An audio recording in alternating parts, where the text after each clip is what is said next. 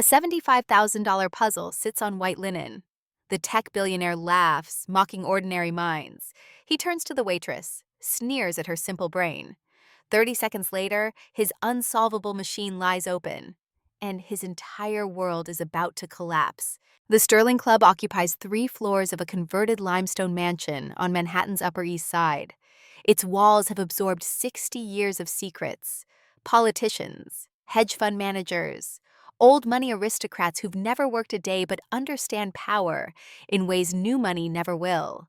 The air tonight carries the scent of truffle oil and aged burgundy, of beeswax candles, and the particular musk of wealth that comes from never having worried about money. June evening light slants through floor-to-ceiling windows, gilding the room in gold. Everything here costs more than it should, including the people. Maya Bennett moves through this world like water. She's learned the trick of it. Don't catch the eye. Don't interrupt the conversation. Don't exist except when needed. For 2 years, she's perfected this art of invisibility.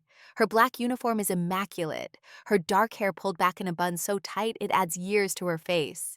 She's 28, but her eyes carry decades. The kind of exhaustion that comes not from lack of sleep, but from carrying secrets that weigh more than bones should hold. She sets a breadbasket on table 7. Blake Morrison doesn't look up. Why would he? To him, she's furniture that occasionally brings food. Maya moves to the service station. From there, she can see the entire dining room without being seen. It's the best position. The invisible position. She polishes wine glasses that are already spotless. Her hands are steady. They're always steady, even when her mind is screaming. The kitchen door swings open. Elena Reyes emerges with a tray of appetizers balanced on one hand. She's 62 years old, head chef, 35 years at the Sterling Club. She's seen staff come and go, seen young servers arrive bright-eyed and leave hollow. She notices everything, especially Maya. Elena catches Maya's eye, raises an eyebrow. "You okay?" The question asked in silence, the way women do when they've learned words can be weapons used against them. Maya nods once. "I'm fine," the lie told in gesture, the way people do when fine is the only acceptable answer. Elena doesn't believe her. She never has. But she doesn't push. Elena understands running. She crossed a desert 30 years ago, with 2 children and $300. She knows what it looks like when someone is surviving rather than living. Blake Morrison's voice cuts through the dining room's hushed reverence. "Send it back. This is not what I ordered." He doesn't raise his voice. Men like him don't need to. The room quiets anyway. Power has its own frequency. Maya turns. Marcus Chen, the restaurant manager, is already moving. He's 43, Korean-American, worked his way up from busboy to manager over 15 years. He has a wife, 2 daughters, a mortgage in Queens. He cannot afford to lose this job. This makes him careful. It also makes him complicit in things he hates. Marcus reaches table 7. "I apologize, Mr. Morrison." What seems to be the issue? Blake doesn't look at him either, looks at the wine bottle instead. "This is the 2016. I ordered the 2015. Are your staff incompetent or merely deaf?" His companions laugh. Derek sits to Blake's left. Narrow shoulders, expensive suit that doesn't fit quite right. He laughs at everything Blake says. Has to. Blake is his biggest client. Derek needs Blake more than Blake needs Derek. This imbalance makes Derek anxious. The anxiety makes him cruel in small ways he tells himself don't count. Vanessa sits to Blake's right, 38, sharp-featured, PR consultant. She's made herself hard because soft women don't survive in her industry. She watches Blake with the fixed attention of someone calculating. Every interaction is a transaction. Every dinner a chess move. She's good at her job. She hates her job. These 2 facts coexist in her mind without resolution. Marcus signals Maya. She brings the correct vintage. Blake takes it, drinks, makes a show of savoring. Better. Though I expect better than better from the Sterling. He looks at Marcus now. Direct eye contact, the kind that reduces. "You understand?" Marcus nods. "Of course, sir. Please accept a complimentary dessert course." "I don't want free dessert. I want competent service." Blake's smile doesn't reach his eyes. It never does. "Is that too much to ask?" "Not at all, sir." Marcus retreats. Maya watches his shoulders tighten, sees the small humiliation settle in his spine. She knows this feeling. She carries it herself. different source, same weight. Elena appears at Maya's elbow. That man, she says it quietly, in Spanish. He has death in his eyes. Maya responds in the same language. They all do here. No. Elena's voice drops lower. This one is different. Be careful, mija. The endearment catches in Maya's chest. Mija, daughter. Elena has called her this for 2 years. Maya has no mother, has no one. This small word from this strong woman is sometimes the only thing that reminds Maya she still exists. Blake Morrison has moved on from the wine. He's performing now, he does this, holds court, makes sure everyone in the room knows he's here, knows he matters, knows they don't matter unless he decides they do. The average person, Blake announces, doesn't understand innovation. They see an app, I see infrastructure transformation. They see convenience. I see market disruption valued at $4.2 billion.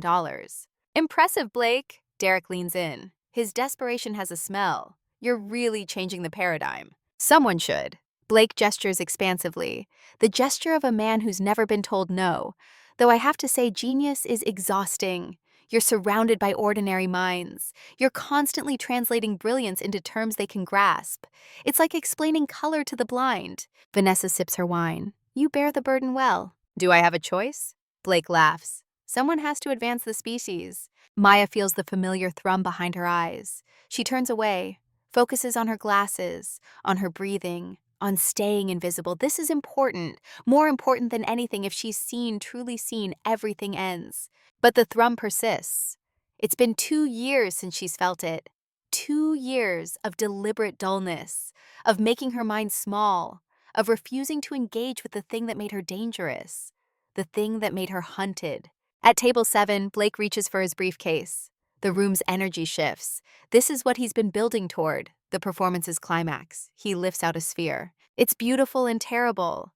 20 pounds of interlocking titanium and obsidian rings, covered in glyphs that catch the light, dials and mechanisms that suggest complexity beyond decoration. It looks like an artifact from a darker, smarter future. It looks like someone took mathematics and made it predatory. I call it the obsidian cipher. Blake's voice has dropped. He's in his element now, fully alive in a way he isn't when merely rich. Custom built by a private artisan in Geneva, over 5,000 unique, non-repeating permutations. He lets this sink in. It's not a puzzle. It's an IQ test for gods. Derek leans forward. What's inside? A 10-carat, flawless blue diamond. Blake says it casually, the way someone might mention a nice pen, but that's not the point. The point is the lock. It's a test of pure logic. You can't brute force it. You can't guess. You have to understand it. His eyes sweep the room, and no one understands things like I do. Maya is staring at the puzzle. She can't help it. From across the room, she can see what it is, what it really is. The glyphs aren't decoration. They're variables in a polyalphabetic substitution cipher. The rings operate on a gear system based on prime numbers. The clicks she can hear faintly as Blake spins one ring are weighted tumblers. 5-dimensional algorithm derivative work, sloppy in the second stage. She knows this because she helped invent the language it's written in. Her mind supplies the information without permission. Like muscle memory, like breathing. The Ashford cipher, the protocol she developed 7 years ago for Sentinel Dynamics. The unbreakable encryption that protected half the Fortune 100. The work that made her famous. The work that destroyed her life. Maya closes her eyes, counts to 10. When she opens them, she's Maya Bennett again, 28-year-old waitress. No history, no genius, no danger. She is small and safe and invisible. Except Blake Morrison is looking at her now. He's noticed her staring. His face shifts. He's found a new toy, a new victim for his performance. The room is watching, but it's not enough. He needs more. He needs someone to crush so he can feel tall. You. Blake snaps his fingers near her. Not at her. Near her. The gesture is important. Shows she's not worth the directness of actual pointing. Waitress, come here. Maya's blood goes cold. Every instinct screams run. But running draws attention. Running gets you remembered. Running gets you caught. She walks to table 7. Her face is a perfect mask. Professional neutrality that took 2 years to perfect. Yes, sir. What's your name? Maya, sir. Maya. He repeats it slowly. tasting it. Simple name. I like it. Maya, what do you think of my puzzle? She glances at it. It's very intricate, sir. Blake laughs. The room laughs with him. That's what a simple person would say. Intricate. He looks at Derek, at Vanessa, inviting them to share the joke. It's like a dog looking at a chessboard. You see the pieces, but you have no concept of the game. Maya's jaw tightens. Is there anything else I can get for you, sir? Yes. An opinion. Blake raises his voice. He's announcing to the room now, I'm going to make a little wager. A little sport for the simple folk. $10,000 cash to anyone in this room who can make this box move one single quarter turn. Silence. The diners have stopped eating, stopped talking. They're watching. Some with embarrassment, some with morbid fascination, some with relief it's not them. No one? Blake makes a show of looking around. Of course not. Then his gaze settles back on Maya. How about you, Maya? His voice drips false kindness, the patronizing tone of someone speaking to a child. A waitress salary. What is that?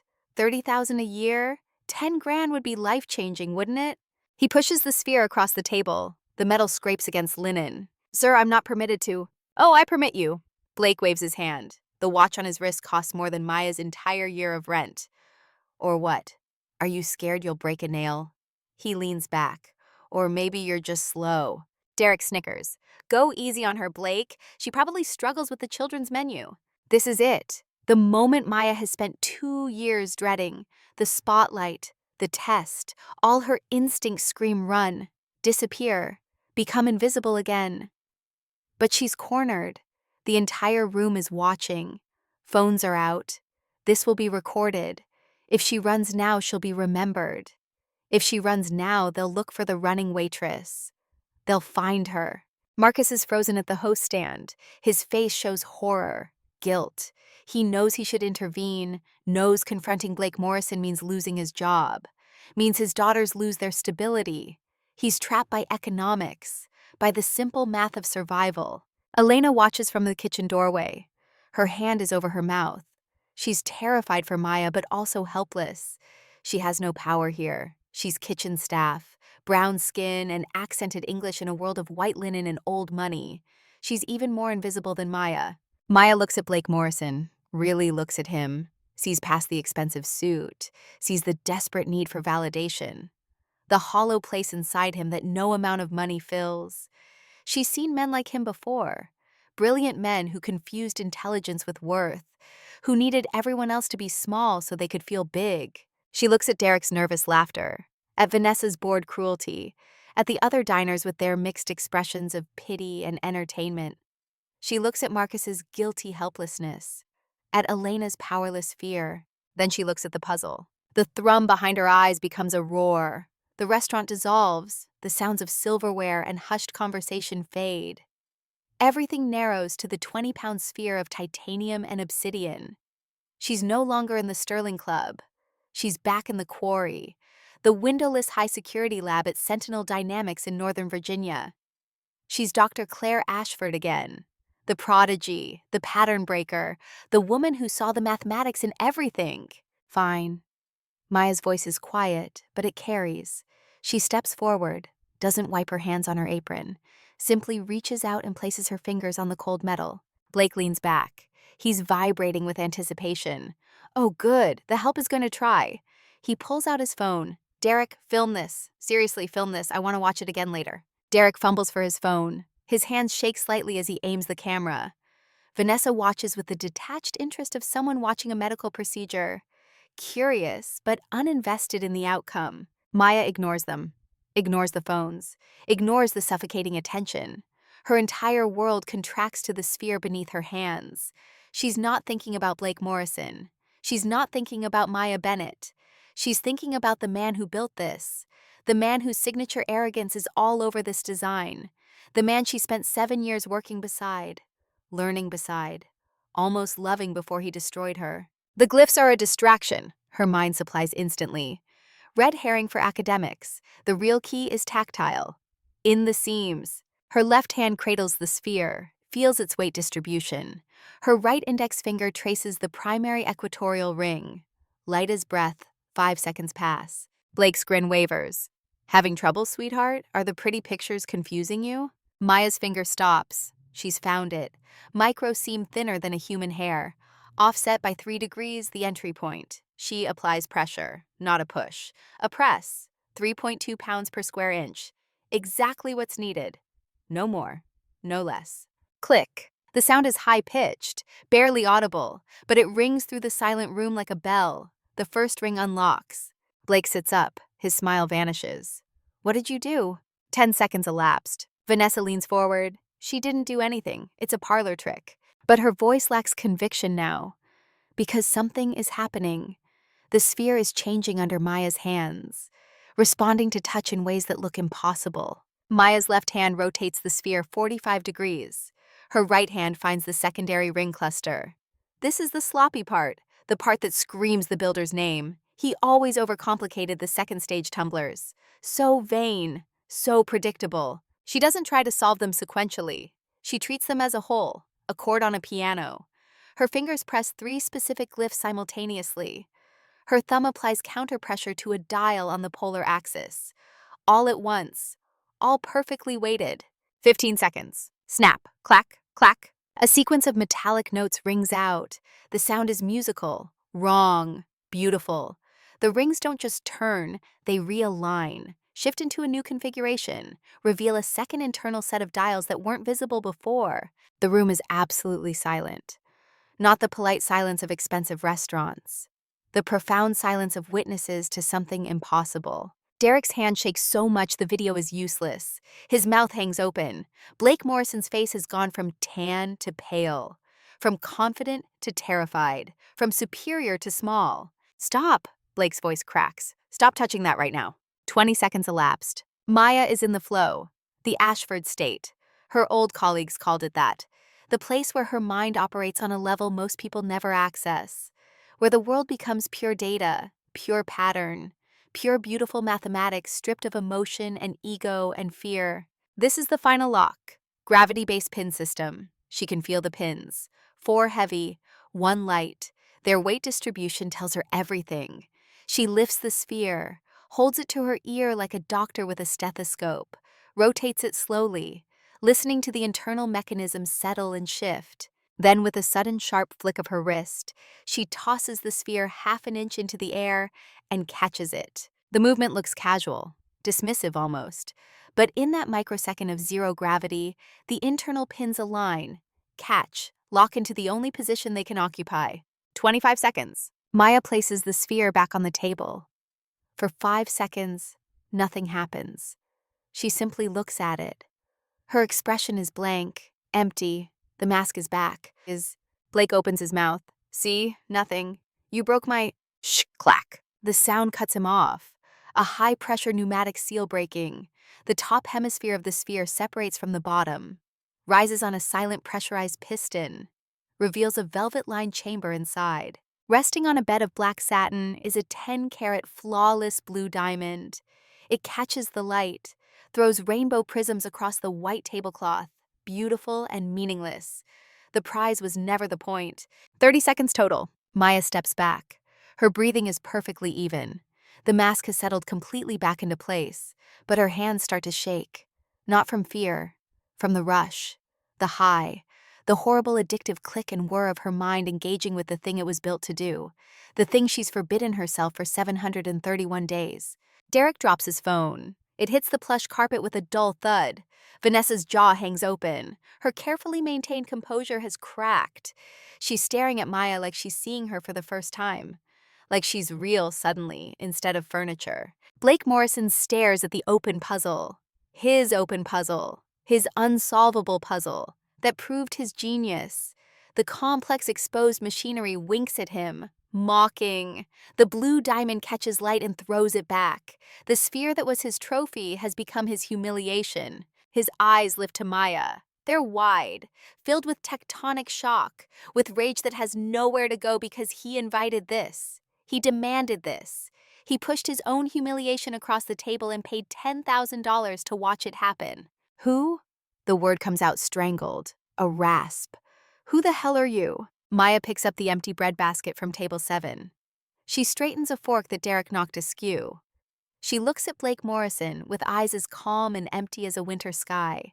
She has just proven she's extraordinary, has just exposed his ordinariness, has just shifted the power dynamic in a room designed to keep power exactly where it's always been.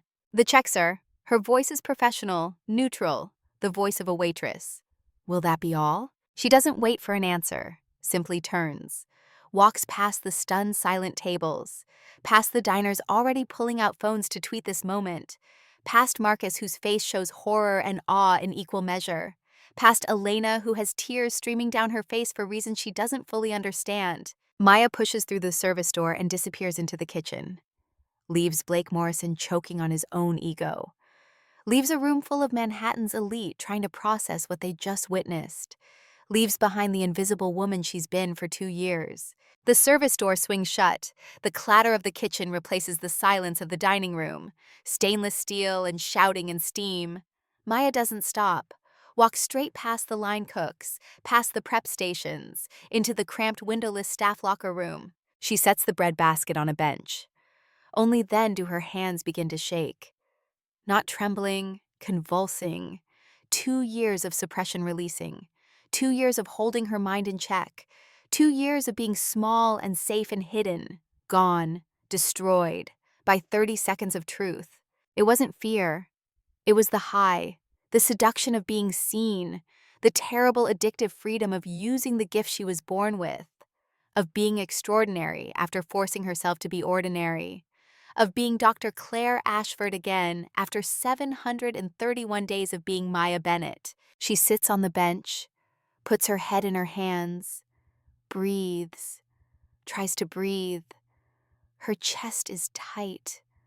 Her throat is closing. This is panic. She knows panic, has lived with it for 2 years. But this is different. This is the panic of knowing you just destroyed your own life, of knowing you just painted a target on your back, of knowing the man who framed you and destroyed you and stole everything will now know you're alive. Maya! Elena bursts through the door. Her voice is urgent, frightened. Mija, what did you do? Maya looks up. Her eyes are dry but wild. Something terrible, Elena. I did something terrible. Elena rushes over, sits beside Maya, takes her shaking hands. No, you did something impossible, something amazing. But we need to get you out of here, now. He's screaming. Marcus appears in the doorway. His face is pale. He's demanding I call the police. He's accusing you of corporate espionage. He says you're a spy sent to humiliate him. He says you cheated somehow.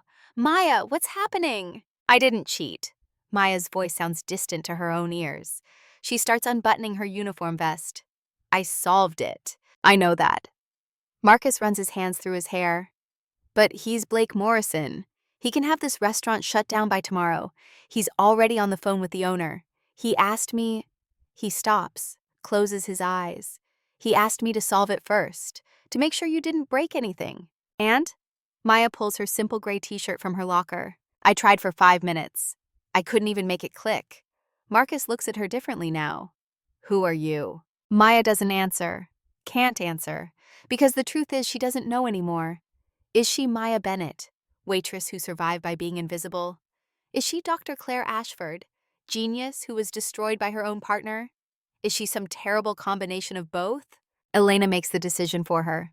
You have to leave, now, out the back. Where will I go? Maya is putting on her jacket, reaching for her backpack. She doesn't have much, never kept much. Keeping things means having something to lose. My sister. Elena pulls a paper from her apron, writes an address. Sophia. In Queens. Go there. Tell her I sent you. She'll protect you. Elena. Maya's voice breaks. Why are you helping me? Elena cups Maya's face in her worn hands. Because 2 years ago, my daughter had to run from something bad. Someone helped her. I'm paying it forward. She kisses Maya's forehead. Go, mija.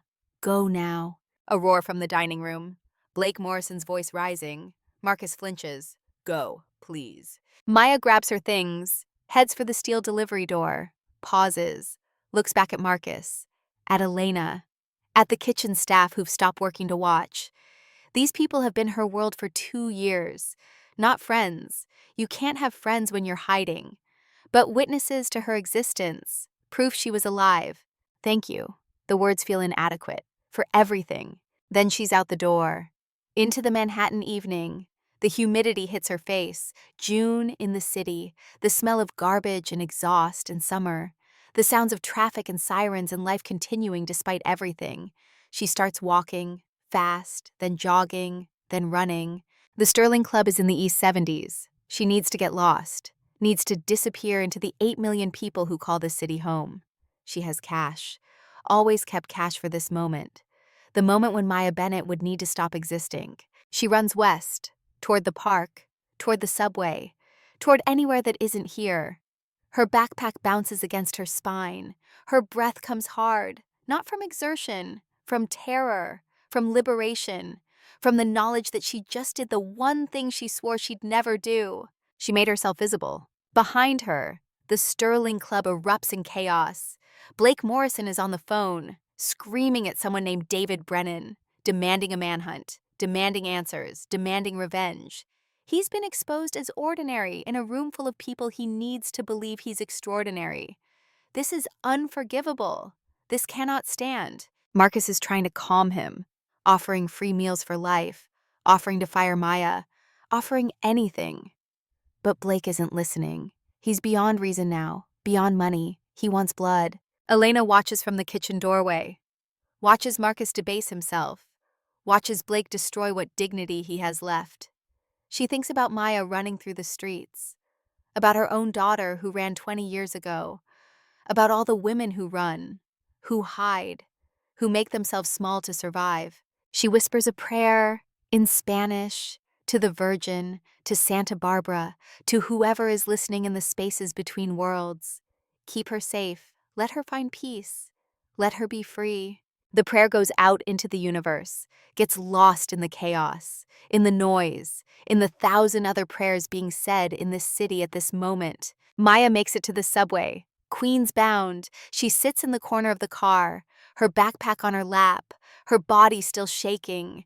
She looks at her hands, the hands that solved an impossible puzzle, the hands that just destroyed her life, the hands that belong to someone she doesn't recognize anymore. Her phone buzzes, unknown number. She stares at it, doesn't answer. It buzzes again, again.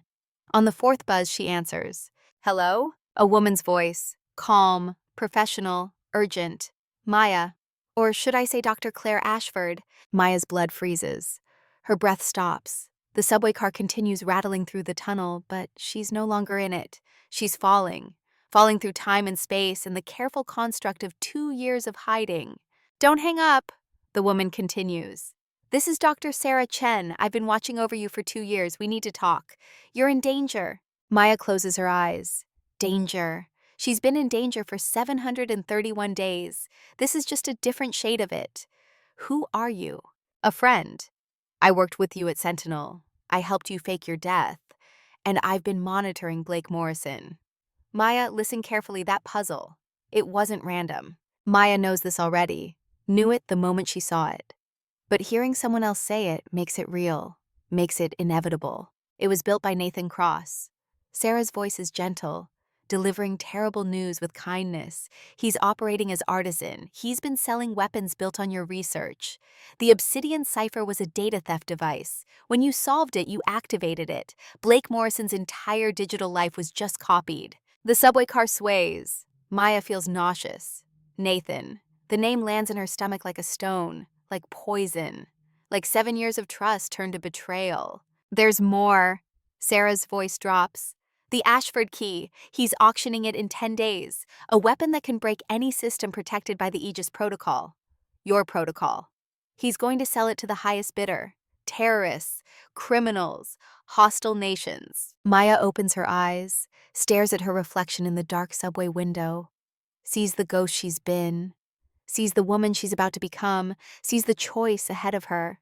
She could run, could disappear, could become someone else in some other city, could spend the rest of her life invisible, safe, small, surviving but not living, surviving, or she could fight. What do you need from me? Maya's voice is steady now. The shaking has stopped. The panic has crystallized into something else, something harder, clearer. Meet me.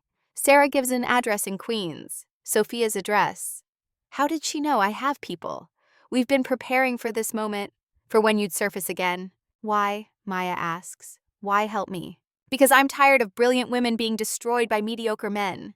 Sarah's voice carries steel now. Because Nathan Cross framed you and the system believed him. Because your mentor died thinking you betrayed him.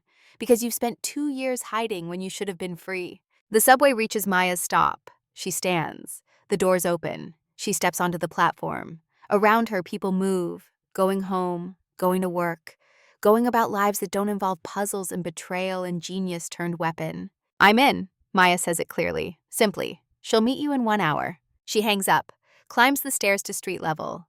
Queens at night, different energy than Manhattan, more residential, more real, less performance. She finds Sophia's address, a narrow brownstone on a quiet street. Lights on in the windows. She knocks. The door opens. A woman in her late 50s stands there. Same eyes as Elena, same warmth cut with caution. You're Maya. Not a question. A statement. Elena called ahead. Come in, mija. Sophia steps aside. You're safe here. Maya enters. The door closes behind her. Inside, the house smells like coffee and cinnamon. Sounds of television from another room. Normal life continuing. The kind of normal Maya gave up 2 years ago. Sophia leads her to a small kitchen. Sit. You want food? Coffee? Just coffee. Maya sits at the worn table, her backpack still on her lap, still unable to let it go. Sophia pours 2 cups, sits across from Maya, studies her. Elena tells me you need help. Maya nods. I do, but I don't know what kind yet. Sophia smiles. It's sad, knowing. The smile of a woman who's helped others run, others hide, others survive.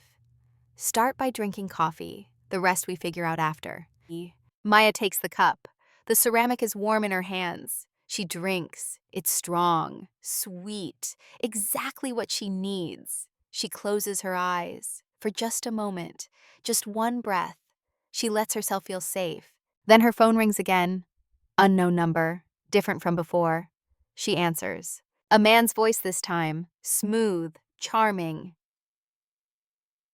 Familiar in ways that make her skin crawl. Hello, Claire, or are we calling you Maya now? She knows this voice, has heard it in her nightmares for 2 years, has heard it in her memories for 7 years before that, has heard it whisper promises and lies and brilliant theories and terrible truths. Nathan. She says his name like a curse, like an ending, like a beginning. I have to say I'm impressed. Nathan Cross sounds delighted, genuinely pleased. 30 seconds. You've still got it. Still the fastest pattern breaker I've ever seen. What do you want? Want? I don't want anything, Claire. I already have everything. Your research, your reputation, your mentor's legacy. His laugh is light, easy. The laugh of someone who's won and knows it. I'm calling to say congratulations.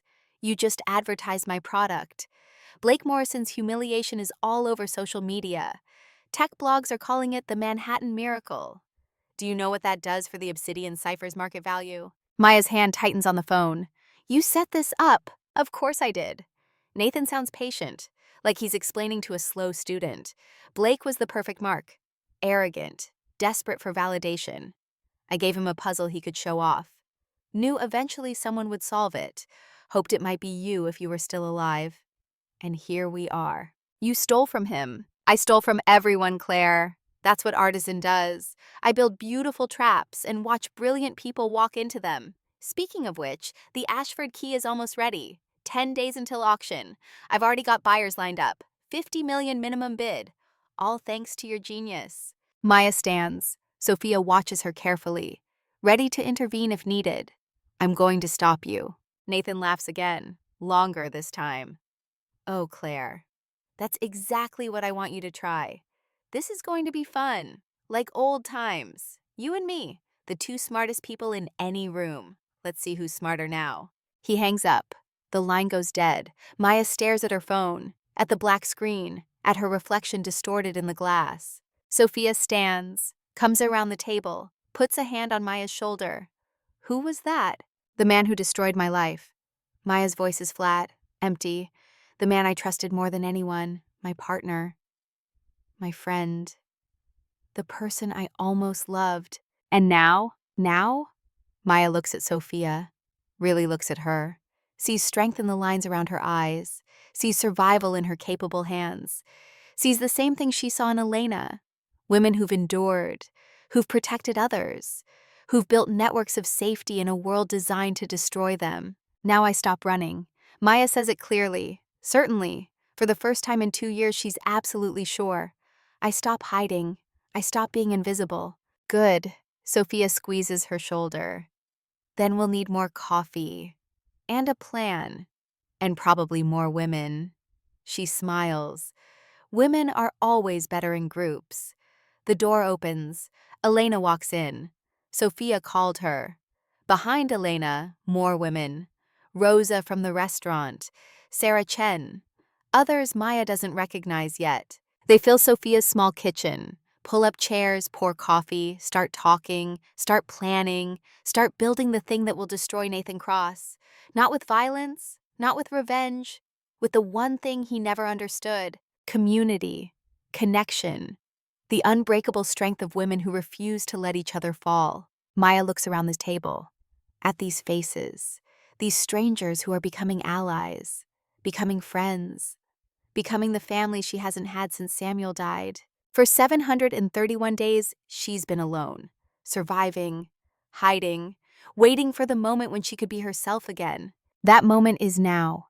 Not because it's safe, because it's necessary, because Nathan Cross is about to sell a weapon that will destroy countless lives, because Blake Morrison's humiliation was just the beginning, because somewhere out there, other women are running, hiding, making themselves small to survive. Maya Bennett is done surviving.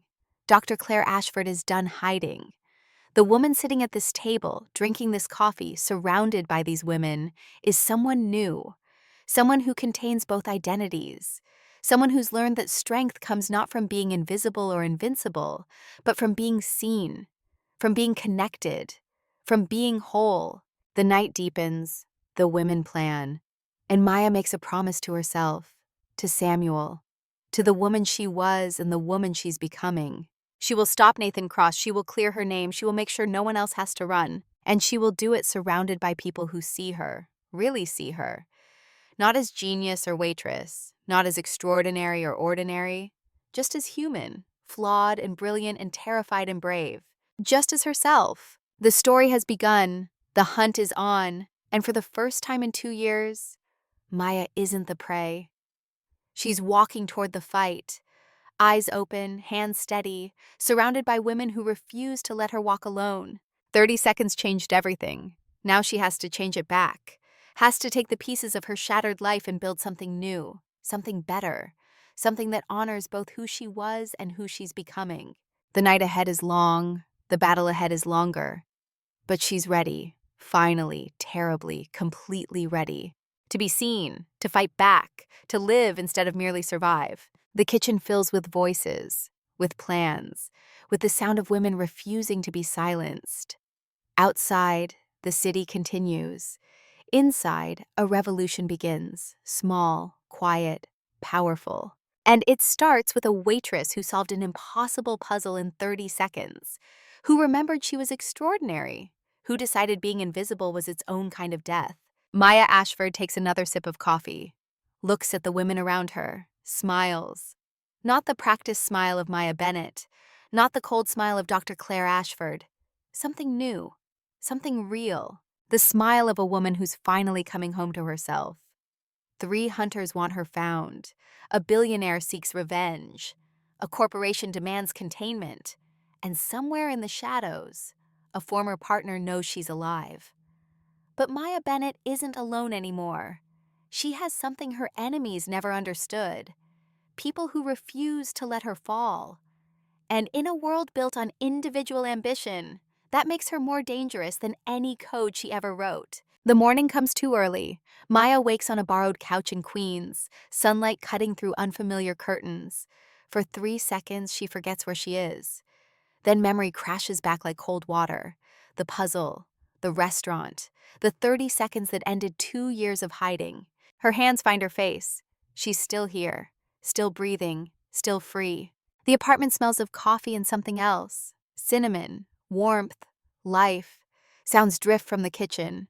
Women's voices, low and purposeful. Spanish mixed with English. The clink of ceramic mugs. The scrape of a chair on linoleum. Maya sits up. Her body aches. Not from physical exertion, but from the tension of holding herself together.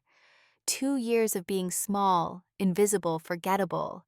And then 30 seconds of being seen, really seen, by everyone. She stands, smooths the borrowed pajamas Sophia gave her last night, walks toward the kitchen voices, pauses at the doorway. 3 women sit at a small table. Elena Reyes, the head chef from the Sterling Club. Sophia, her older sister, the woman who opened her home without question. And Rosa, another server from the restaurant, the single mother who used to share her staff meal with Maya when money was tight. They're not discussing her, they're planning for her. Elena speaks first, her voice carrying the weight of someone used to running a kitchen under pressure. We need to think 3 steps ahead. This man Morrison, he won't stop. Men like him, when their pride is wounded, they become dangerous. Sophia nods, pouring more coffee. Her hands are weathered from years of cleaning houses, raising children, surviving. My house is safe for now, but not forever. We need a plan. Rosa leans forward. Her youngest son's jacket hangs on a chair behind her. She had to work a double shift yesterday, came here anyway. I know people in the Bronx, community networks. If Maya needs to disappear again, truly disappear, we can help. Maya steps into the kitchen. The conversation stops. 3 faces turn toward her, not with pity, with something else, determination. Elena stands immediately. Mija, you're awake. Sit, I'll make you breakfast. Maya shakes her head. You don't have to do this, any of you. You have families, jobs, lives. I can't ask you to risk everything for me. Rosa speaks quietly. You didn't ask, we chose. The simplicity of it nearly breaks Maya. For 2 years, she's been alone, truly alone. No calls, no connections, no one who knew her real name. Safety through isolation. Survival through invisibility. But isolation almost killed her. She realizes that now. Sophia pulls out a chair. Sit, mija. We have much to discuss. Maya sits, accepts the coffee Elena places in front of her. The warmth of the mug feels like an anchor. Elena returns to her seat. Last night, after you escaped, I stayed at the restaurant. I heard things. Morrison was screaming, making calls he hired someone. A man named Brennan. Maya's blood goes cold. David Brennan? Elena nods. You know him? Maya stares at her coffee. David Brennan, ex-CIA. Now he works as a fixer for the ultra-wealthy. If Morrison hired him, then this isn't just about revenge anymore. This is about results. Rosa touches Maya's hand. Then we move you. Today. Somewhere safer. Before Maya can respond, there's a knock at the door. Sharp. Precise. 3 times. Everyone freezes. Sophia moves to the window, peers through the curtain. Her shoulders relax slightly. It's a woman. Asian. 50s maybe. Alone. Maya's heart pounds. She knows only one Asian woman in her 50s who would know to find her here. She walks to the door, looks through the peephole. Her breath catches. Dr. Sarah Chen stands on the stoop, hands visible, empty, her face weathered by the same years that aged Maya. But her eyes are the same, sharp, kind, uncompromising. Maya opens the door. For a moment, neither speaks. 2 years of silence hangs between them like smoke. Then Sarah says quietly, May I come in? Maya steps aside. Sarah enters, sees the 3 women standing protectively in the kitchen doorway. She stops, removes her shoes at the entrance, a habit from childhood, bows slightly. I'm not here to hurt her. My name is Dr. Sarah Chen. I was Claire's colleague at Sentinel Dynamics. Elena moves forward, placing herself between Sarah and Maya. That's the company that destroyed her. Sarah doesn't flinch. Yes. And I was the only one who believed she was innocent. Maya speaks for the first time. She helped me disappear 2 years ago.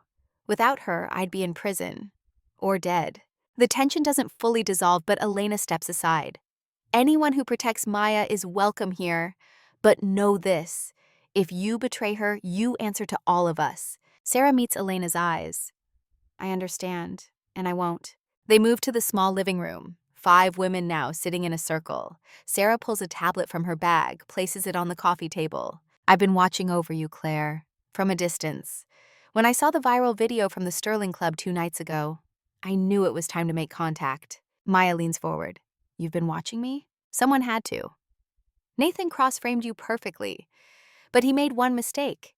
He didn't account for loyalty.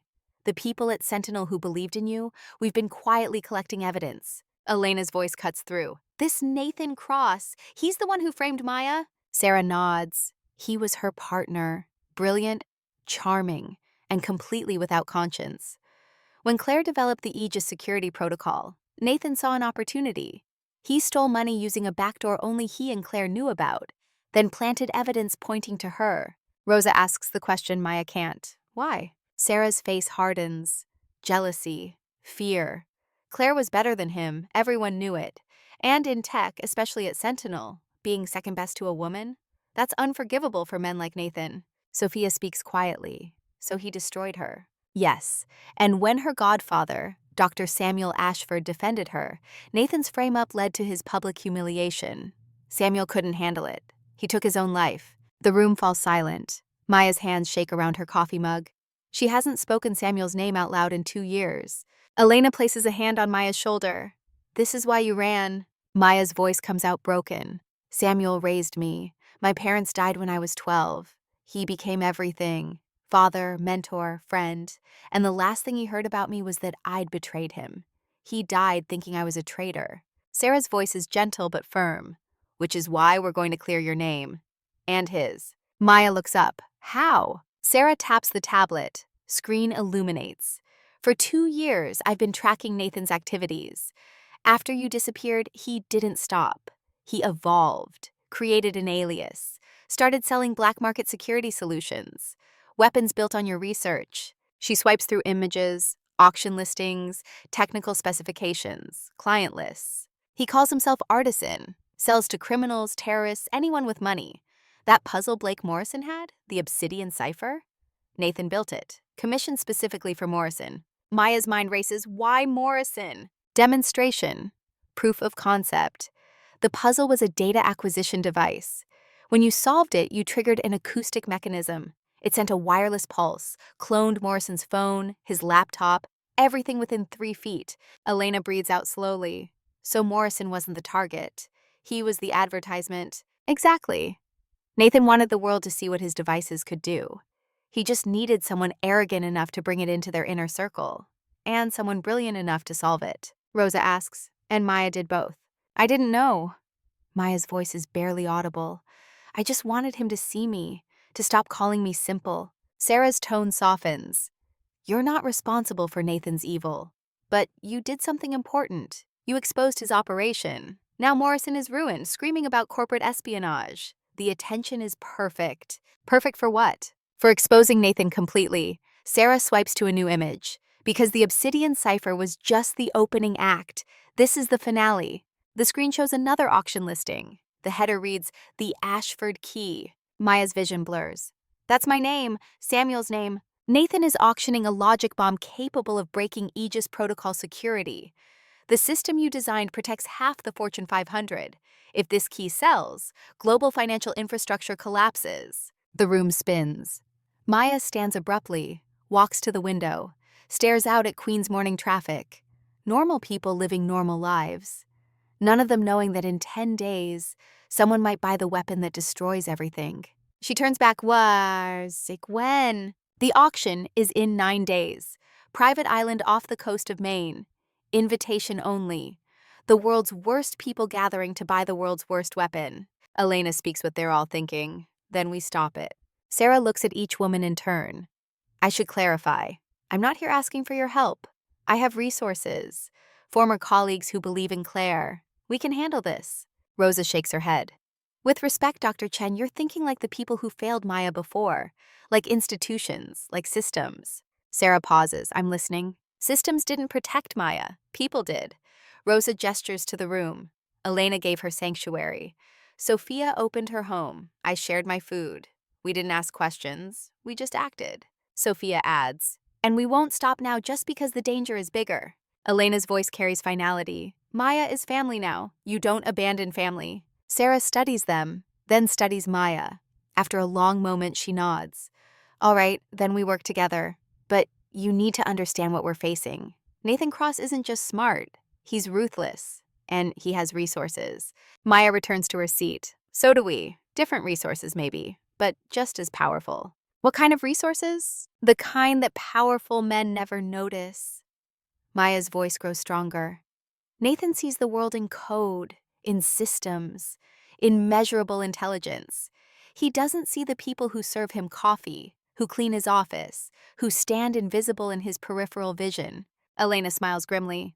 He doesn't see women like us. Exactly, and that's his weakness. Before they can continue, Sophia's phone rings. She glances at the screen, answers. Hello? Her expression changes. Yes, she's here.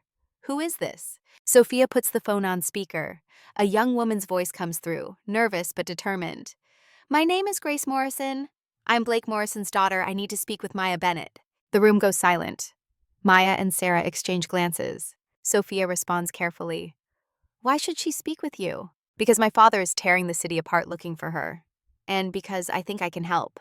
How do we know this isn't a trap? You don't. But I'm 22 years old. I'm sitting in a coffee shop in Brooklyn, and I'm alone. I tracked Dr. Ashford through public records and pattern analysis. Took me 14 hours. If I can find her, others will too. So she can talk to me, or she can wait for the people my father hired. Maya leans toward the phone. This is Maya. Why are you helping me? Because I watched the video from the Sterling Club. I saw what my father did to you, how he treated you. And I spent my whole life watching him treat people like that. Like they're less than him, like they only exist to validate his intelligence. Grace's voice cracks slightly. I'm tired of being his daughter, but maybe I can use that to help fix something he broke. What do you want? To meet, to share information, and to offer you something you'll need. What's that? Access. My father was invited to Nathan Cross's auction. He has credentials, security clearances, ways into places you can't reach. But he's broken right now, lost everything. If we approach him right, maybe we can turn him. Sarah cuts in. This is Dr. Sarah Chen. Grace, how do you know about the auction? Brief silence. Then, because I hacked my father's email 6 months ago. I've been watching his communications. I know about Artisan. I know about the Ashford key.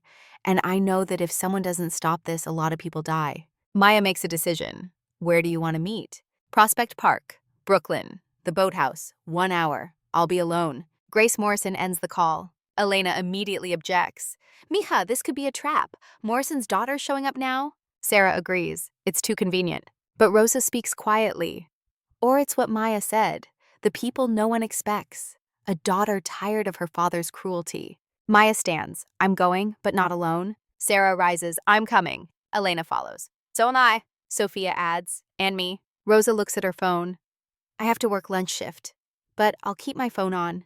Anything happens, you call. They embrace. Quick, firm. The kind of touch that says more than words. 45 minutes later, 4 women walk through Prospect Park. Early autumn sunlight filters through trees. Joggers pass. Dog walkers, couples. Life continuing as if the world isn't balanced on a knife edge. The boathouse sits near the lake. Old stone and wood, converted to a small cafe. A young woman sits alone at an outdoor table. Short, dark hair. Columbia University sweatshirt. She looks up as they approach, nervous but determined. Grace Morrison stands. Dr. Ashford. Maya nods. This is Dr. Sarah Chen, Elena Reyes, and Sophia Reyes. Grace swallows. I know this looks suspicious. My father destroys your life, then his daughter shows up wanting to help. Elena's voice is flat. Yes, it does. I understand. Grace pulls out her phone, sets it on the table. This is everything I have on my father's communications, his calendar, his financial records. I'm giving it to you freely, no conditions. Sarah picks up the phone, examines it. Why? Because I'm ashamed. Grace's voice breaks. I've been ashamed my whole life. My father missed my high school graduation for a board meeting, my college graduation for a conference. When I got my first job, he asked if it was because of his connections or if I'd actually earned it. She looks directly at Maya. When I saw that video, saw him call you simple, saw him mock you in front of everyone, I didn't see a stranger. I saw every woman he's ever dismissed, including my mother, including me. Sophia asks gently, where is your mother now? Dead. Breast cancer. 7 years ago. My father was in Tokyo when she died. Didn't make it back in time. The weight of that hangs in the air. Grace continues. I don't have a relationship with him anymore. We don't speak. But I still have access to his accounts, his systems. He never changed the passwords, never thought I was smart enough to use them against him. Maya sits across from Grace. You said you go to Columbia.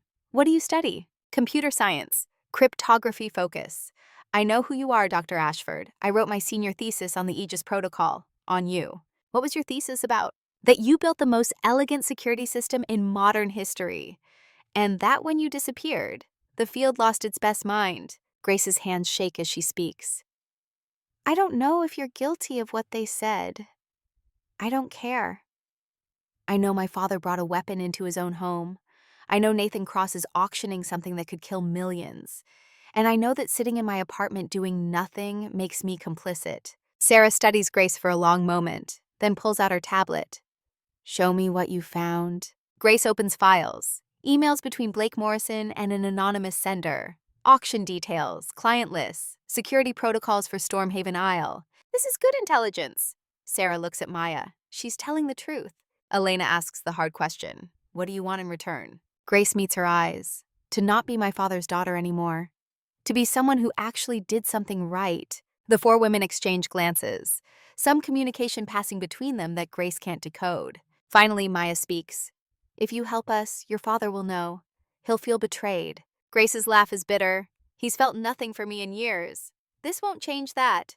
But it might destroy whatever's left. There's nothing left to destroy. Grace's voice hardens. But maybe there's something to build. Maybe I can be the person who stopped this instead of the person who looked away. Sophia speaks up. You remind me of my niece. Trying to fix what her father broke. It's a heavy burden. I know, but it's mine to carry. Maya makes her decision. All right, but this is dangerous. If you're in, you're all the way in. No backing out when it gets hard. I understand. And you'll follow Sarah's lead. She's the strategist. Grace nods. Whatever you need. Sarah leans forward. First, we need to know everything about your father's current state. Where is he? What's his mental condition? Can he be reasoned with? Grace grimaces. He's in his apartment. The small one, not the penthouse. He lost that last week.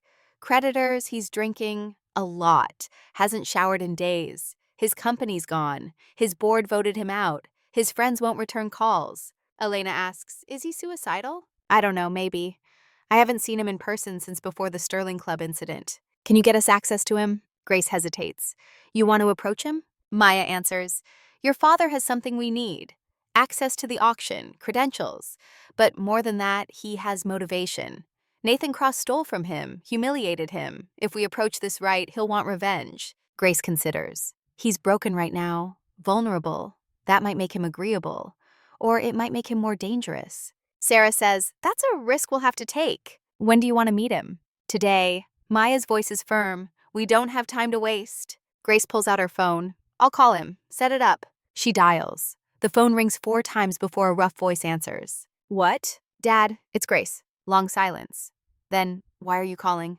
'Cause I want to see you. Now you want to see me? After 3 years of nothing? Grace's jaw tightens. Yes. Now, can I come over? Another pause. Blake Morrison's voice is thick, possibly from alcohol. Why? Because you're my father. And I think you need someone. The sound of movement.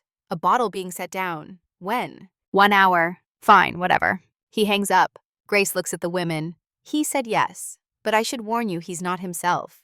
Elena's voice is dry. According to you, he's never been himself. Fair point. They stand to leave. Grace hesitates. Dr. Ashford, can I ask you something? Maya turns. What? That puzzle. The obsidian cipher. How did you solve it so fast? Maya considers. Then answers honestly. I didn't solve it. I recognized it. Nathan built it using principles I developed. It was like reading my own handwriting. You recognized your own work being used against you. Yes. And that's how I knew Nathan was alive.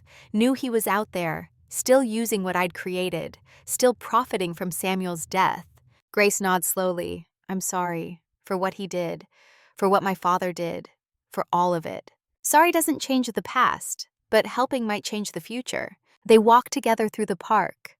4 women and 1 young woman who wants desperately to be different than her father. The morning sun climbs higher. New York continues its relentless pace around them. None of them know that 6 blocks away, David Brennan sits in an unmarked car studying surveillance photos. He's seen Grace Morrison enter the park, seen her meet with 4 women. He's running facial recognition now. When Maya Bennett's face appears on his screen next to a file marked deceased, Dr. Claire Ashford, his blood runs cold. He picks up his phone, makes a call, but not to Blake Morrison, to someone else entirely. The line connects. A woman's voice answers. Director Voss speaking. Brennan speaks carefully. Ma'am, we have a situation. Claire Ashford is alive, and she's in Brooklyn. Silence. Then, are you certain? Positive ID. Facial recognition 98% match. Where is she now? Prospect Park. Meeting with Blake Morrison's daughter and 3 unidentified women. More silence. Director Patricia Voss is thinking, calculating. When she speaks again, her voice is hard.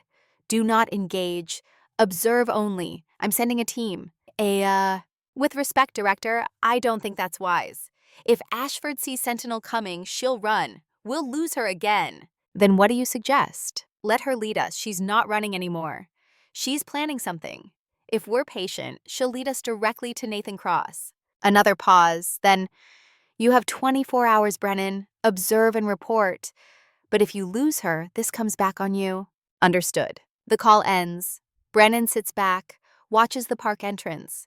He's been in intelligence long enough to know when something doesn't fit the official story. Claire Ashford framed as a traitor never made sense. The evidence was too perfect, the timeline too clean. And now she's alive, gathering allies, planning something. Whatever it is, he's going to find out. Because David Brennan may work for Sentinel, but he's never been good at following orders he doesn't believe in. In Blake Morrison's apartment, the man himself sits in darkness. Curtains drawn, bottles on the floor. The ruins of a life built on performance and ego. His phone rings. Grace, his daughter who hasn't called in 3 years. He almost doesn't answer. What's left to say? She was right about him. Everyone was right. He's a fraud, a performer, a man who confused wealth with worth. But he answers anyway. And when she says she wants to see him, something breaks open in his chest.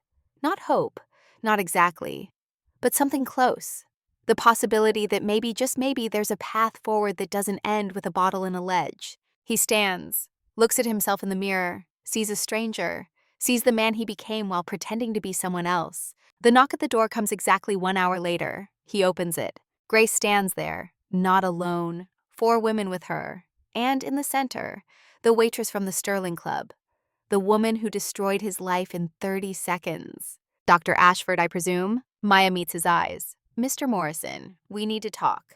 Blake Morrison steps aside, something in him recognizing that this moment, this choice, might be the most important one he'll ever make.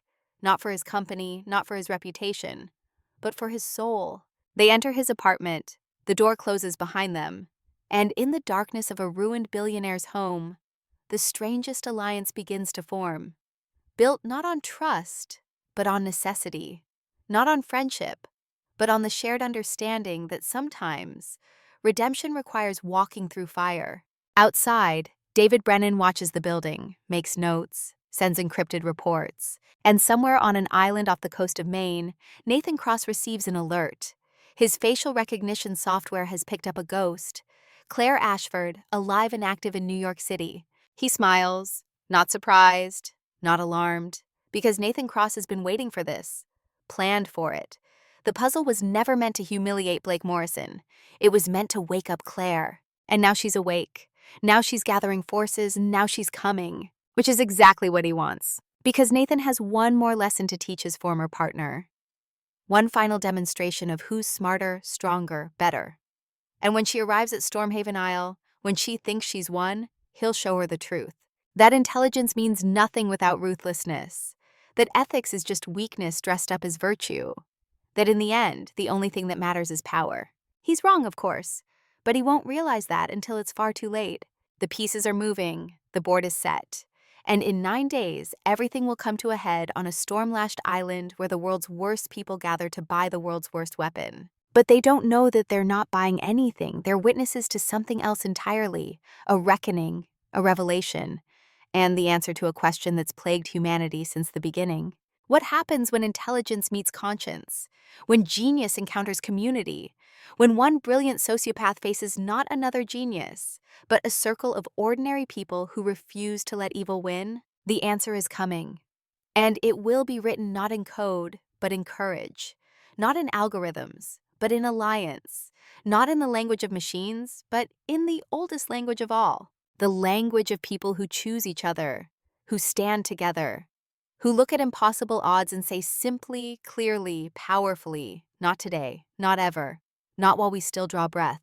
The city continues its rhythm around them, millions of lives intersecting and diverging, most of them unaware that their safety, their savings, their futures hang in the balance. But 5 women and 1 broken man know, and they're not going to let it fall. Not without a fight, not without hope, not without proving that sometimes the most powerful force in the world isn't technology or money or genius. It's the simple, radical act of people refusing to abandon each other. And that force, once awakened, is unstoppable. 6 women and 1 broken man.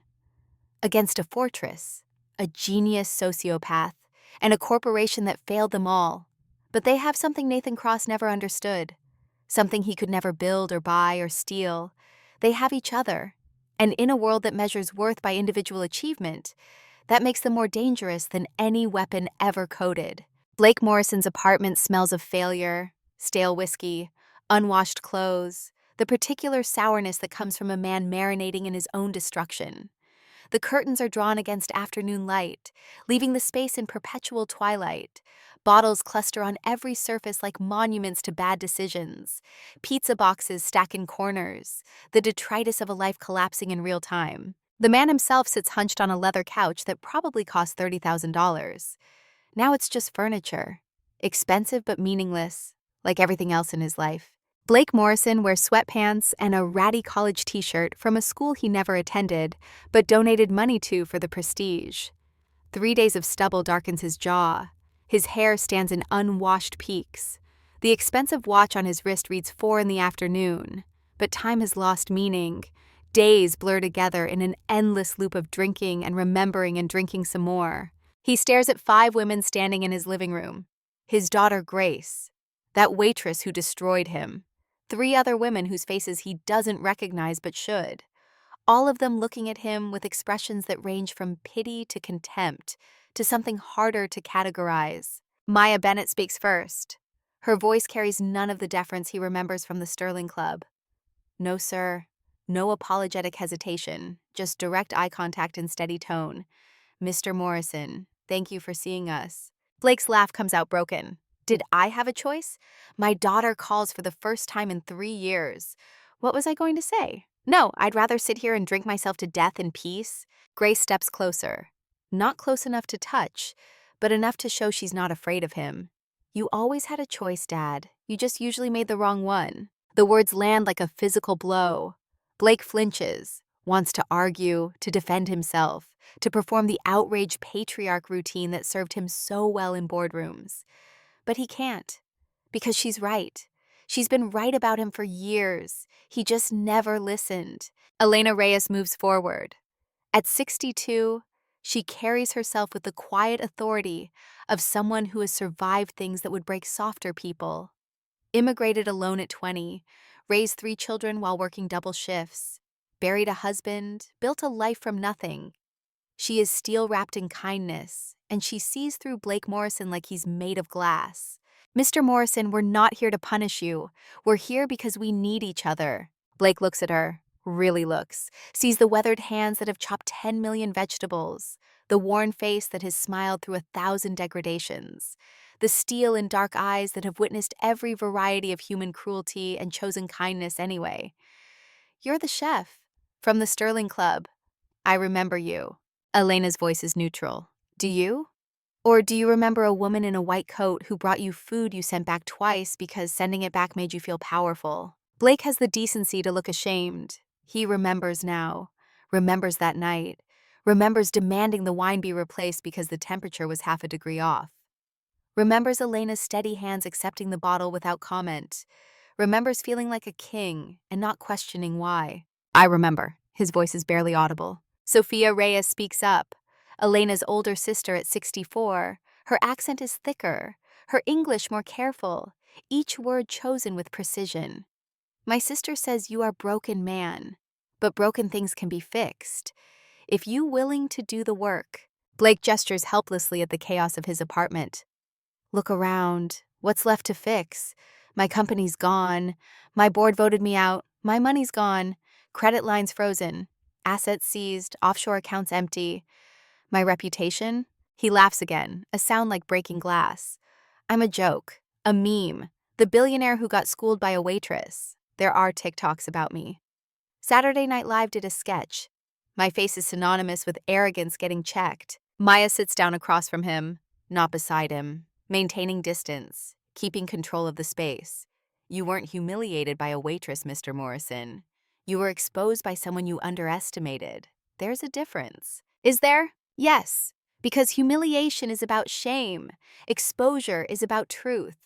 I didn't change you that night. I just showed everyone what you already were. A man who measured his worth by making others feel small. Blake's hands shake as he reaches for a bottle of scotch on the coffee table. Expensive single malt. Probably $2,000. Probably one of the last valuable things he owns. Maya moves faster, takes the bottle, sets it out of reach on a high shelf. He stares at the empty space where the bottle was, like a child who had a toy taken away. I called you simple. His voice cracks like ice under weight. I mocked your intelligence in front of everyone. I treated you like you were nothing, like you existed only to validate my superiority. You did. Why aren't you here for revenge? Why are you in my apartment helping me instead of watching me destroy myself? Maya leans back, studies him like he's a puzzle to be solved. Because revenge is easy, Mr. Morrison. It's what you would do. What Nathan Cross did to me. But I learned something in 2 years of hiding. Revenge is just pride in a different coat.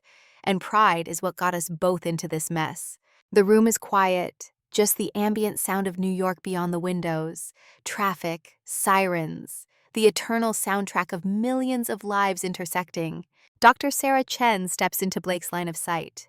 She's 55, Asian American, carrying herself with the careful dignity of someone who has fought for every inch of respect in a field designed to exclude her. She places a tablet on the coffee table. Mr. Morrison, you received an invitation 3 weeks ago to an auction 9 days from now on Stormhaven Isle off the coast of Maine. Blake nods slowly, memory returning through the fog of alcohol and defeat. Nathan Cross, artisan. He sent the invitation when I was still someone, when I still had money, before everything fell apart. Do you still have access to that invitation? Blake laughs bitterly. I don't know, maybe. My credentials might still be active. Or maybe Nathan's already blacklisted me as the broke joke I've become. Hard to tell when your entire existence collapses in 72 hours. Grace Morrison sits beside her father, not touching him, but close enough that he can smell her shampoo. Some familiar scent from her childhood. It breaks something in his chest. Dad, we need to know. Can you get us onto that island or not? Blake looks at his daughter, studies her face the way a drowning man studies the shore. She has her mother's eyes, her mother's stubborn jaw, her mother's ability to see through his bullshit while still choosing to love him anyway. Until she stopped choosing. Until he drove her away through sheer accumulated neglect. When did you grow up, Grace? When you weren't looking. The truth of it settles like ash. Blake closes his eyes, sees his daughter at 6, at 12, at 16. All the moments he missed because board meetings mattered more. Because performing success mattered more. Because anything mattered more than being present. I have the credentials. His voice is defeated. Encrypted access codes, biometric clearances. Nathan sent them assuming I'd still be wealthy, still be relevant, still be the arrogant fool he could parade around as proof of his superiority. He was gloating, rubbing it in. Elena asks the question that matters. Will you help us? Blake opens his eyes, looks at each woman in turn. What exactly are you planning? Sarah's answer is clinical, precise, to infiltrate the auction, gather evidence of Nathan Cross's criminal enterprise, upload proof to every relevant authority, FBI, SEC, Interpol, the press, and most importantly, stop the sale of a weapon that could collapse global financial infrastructure and destroy millions of lives. And you think I can help with this? Blake's laugh is wet. I'm the idiot who brought that weapon into my own home, who activated it because my ego couldn't handle being proven wrong by someone I dismissed as simple. Maya's voice softens slightly, which is exactly why you understand how Nathan thinks. He used your pride against you, weaponized your need for validation. That makes you an expert in his methodology. Blake's laugh turns into something closer to a sob. That's a generous interpretation. It's tactical. Maya stands. We don't have time for self-pity, Mr. Morrison. In 8 days, Nathan Cross auctions what he's calling the Ashford key, a logic bomb capable of breaking Aegis protocol security. The system I designed protects the financial assets of half the Fortune 500, banks, hedge funds, pension funds, retirement accounts. If that key sells to the highest bidder, millions of ordinary people lose everything they've saved, invested, built. Not because they did anything wrong, but because men like Nathan value power over people. Blake's voice is hollow, and men like me enabled him by being exactly what he needed: loud, arrogant, predictable, easy to manipulate. Yes, Sarah's tone brooks no argument, but you can choose to be something else now. Like what? Blake gestures to his ruined empire. Like what, exactly? Like someone who stands in the way, someone who says no, someone who uses his access for something other than ego gratification. Blake is quiet for a long time. Outside, the city continues its relentless noise: car horns, construction, the bass thump of someone's music, life going on while his world has ended. The indifference of it all is somehow comforting. Finally, he speaks. What do you need from me? Everything. Maya's answer is simple and total. Your credentials, your knowledge of Nathan's systems and methodologies, your ability to walk into that auction without raising suspicion, and most importantly, your willingness to be bait. Bait? Nathan invited you to gloat, to show you what he built with technology he stole from me. We let him think he's won. Let him believe you're broken and desperate and no threat. Then when he's focused on humiliating you, we move. Blake looks at Grace again. You're part of this? Grace nods, pulls out her laptop. I've been tracking Nathan's communications for 6 months. Since before your Obsidian cipher incident, I have his security protocols, staff schedules, supply chain data, server architecture, everything a good hacker can extract from careless, rich men who think they're untouchable. Blake's expression shifts. Something that might be pride flickers through the defeat. You hacked Nathan Cross? I've hacked a lot of people, Dad. Grace's voice is matter-of-fact. Including you. That's how I found Dr. Ashford. I pulled your Sterling Club surveillance footage, ran facial recognition, traced her digital footprint backward. Took me 14 hours. Blake absorbs this. His daughter. His brilliant, overlooked, dismissed daughter. Better at infiltration than half the security consultants he ever hired. And he never knew because he never asked. Then, incredibly, he smiles. It's small and broken and genuine. You're better than I ever gave you credit for. I know. I'm sorry. The apology comes out strangled. For not seeing you.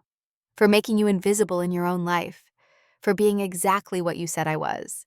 A man who made others small to feel big myself. Grace's eyes shine with tears she won't let fall.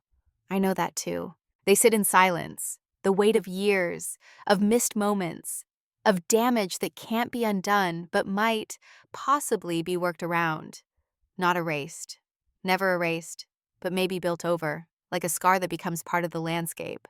Rosa breaks the tension. She's 49, Guatemalan, a single mother who crossed a desert with 2 children to escape a husband who hit her. She works doubles at the Sterling Club to send money home to her mother.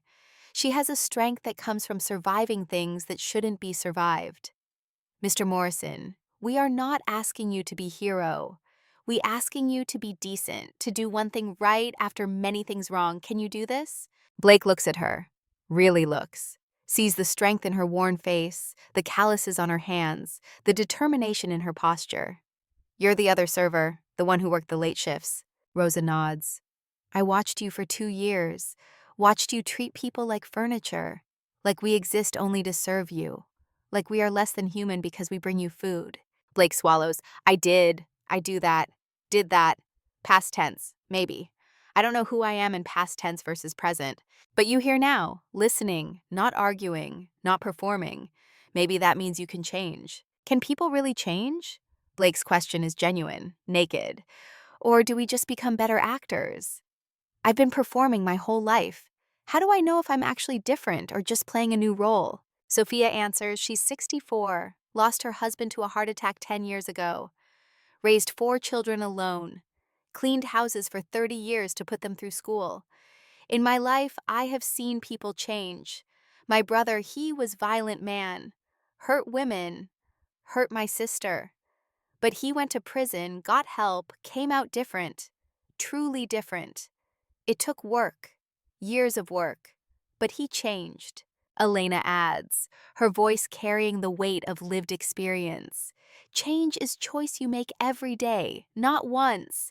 Every single day, you choose who you are. Some days you choose well, some days you fail, but the choosing, that is what matters. Blake looks at his daughter again. If I do this, if I help you, I might not survive it. Nathan Cross is not a forgiving man. This is dangerous. The kind of dangerous that gets people killed. Grace's voice is steady. I know. But Dad, you're not surviving this anyway. Look at you. Look at this place. You're dying slowly here, one bottle at a time. At least this way you die doing something that matters. The brutality of her honesty is somehow the kindest thing anyone has said to him in years. Blake sees that, nods slowly. All right. He stands, unsteady on his feet. The room tilts slightly. Too many drinks, not enough food. I'll help. Tell me what you need. They spend the next 3 hours going through details. Sarah projects holographic maps onto Blake's wall using her tablet. Stormhaven Isle emerges in blue light and shadow, a fortress of modernist glass and stone perched on granite cliffs. 50 acres of manicured grounds, private helicopter pad, underground server farms, beautiful and brutal in equal measure. Elena studies the projected images with the careful attention she gives to kitchen layouts. There is kitchen, yes? Large one for catering such event. Sarah zooms in. Technical schematics appear. Yes. Main kitchen here in the north wing. Industrial grade. Service entrance here. Staff housing in the secondary building.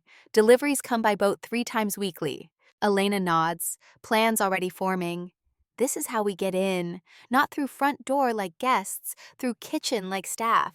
Rich people never look at kitchen workers. We are furniture to them. Invisible. We use that. Maya feels recognition click into place. That's how I survived 2 years at the Sterling Club. By being invisible. By making myself so unremarkable that people looked through me instead of at me. Elena meets her eyes. And now we use that invisibility as weapon. Rosa pulls out her phone, makes a call, speaks rapid Spanish, her voice taking on a different quality. Warmer, familial. She listens, nods, laughs at something, nods again. Hangs up. My cousin Lucia, she works for catering company out of Boston. They have contract for Stormhaven Isle. She says she can get 3 names added to staff manifest. How quickly? For family? Rosa smiles. Lucia can work miracles. Give me 2 days, maybe 3 to be safe. Grace is typing on her laptop, screens cascading with code. I'm in Nathan's security architecture. It's sophisticated, but not perfect. He's using Sentinel's old Aegis foundation, ironically. Biometric scanners, motion sensors, thermal imaging cameras. But it all routes through a central server farm. Can you compromise it remotely? Not from here. Security is too tight. But if I can get physical access to the server room, I can plant a worm, custom malware that will give us a 10-minute window of looped footage, long enough to move freely without triggering alarms. Sarah makes rapid notes on her tablet. So we have multiple insertion vectors. Blake through the front entrance as an invited guest. Elena, Rosa, and Sophia through catering services. Grace and Maya through technical infrastructure access. That leaves David and me for... She pauses, looks at her phone, frowns slightly. We may have one more person who can help. Someone I reached out to yesterday. Who? Maya's voice carries suspicion. Before Sarah can answer, there's a knock at Blake's door. 3 sharp raps. Professional. Authoritative. Everyone tenses. Blake moves to answer, but Sarah stops him with a raised hand. Let me. She approaches the door, looks through the peephole. Her shoulders relax fractionally. Opens the door with caution. David Brennan stands in the hallway wearing a dark charcoal suit. 48 years old. Former CIA field operative. Now works private security for people rich enough to require discretion. He carries himself with the particular alertness of someone trained to notice everything. His eyes sweep the apartment, cataloging positions, exits, potential threats. Then they land on Maya Bennett, and his expression shifts to something closer to shock. "I'm not here to arrest anyone." He raises his hands slowly, palms visible. "Empty. I'm here to talk." Sarah doesn't move from blocking the doorway. "Talk about what exactly?" "About Director Patricia Voss giving me 24 hours to locate Dr. Claire Ashford. About me finding her approximate location 12 hours ago through surveillance and pattern analysis. And about me choosing not to report that information." Maya stands, moves closer. "You're Brennan, Blake's hired fixer. I work for Blake Morrison, yes, but I also have a conscience. And this situation," he gestures vaguely at the room full of women, "doesn't fit the official story. It never has." "What story is that?" "That Claire Ashford is a traitor who stole $200 million from Hyperion Global and framed her mentor, leading to his suicide. I've read that file dozens of times. The evidence is perfect, too perfect, airtight. And in my experience, Mr. Brennan, perfect evidence usually means someone spent a lot of time and money making it look that way." Elena steps between Brennan and Maya. At 62, she's not intimidated by men in expensive suits. "You are CIA man. Why should we trust single word you say?" "Former CIA. And you shouldn't trust me. That would be foolish. But you should listen to me. Because in approximately 16 hours, Director Voss is deploying a tactical extraction team to sweep Brooklyn. They have Maya's last known location. They will find her, take her into custody. And if that happens, everything you're planning dies before it starts." Sarah studies Brennan with the careful attention of someone who has learned not to take people at face value.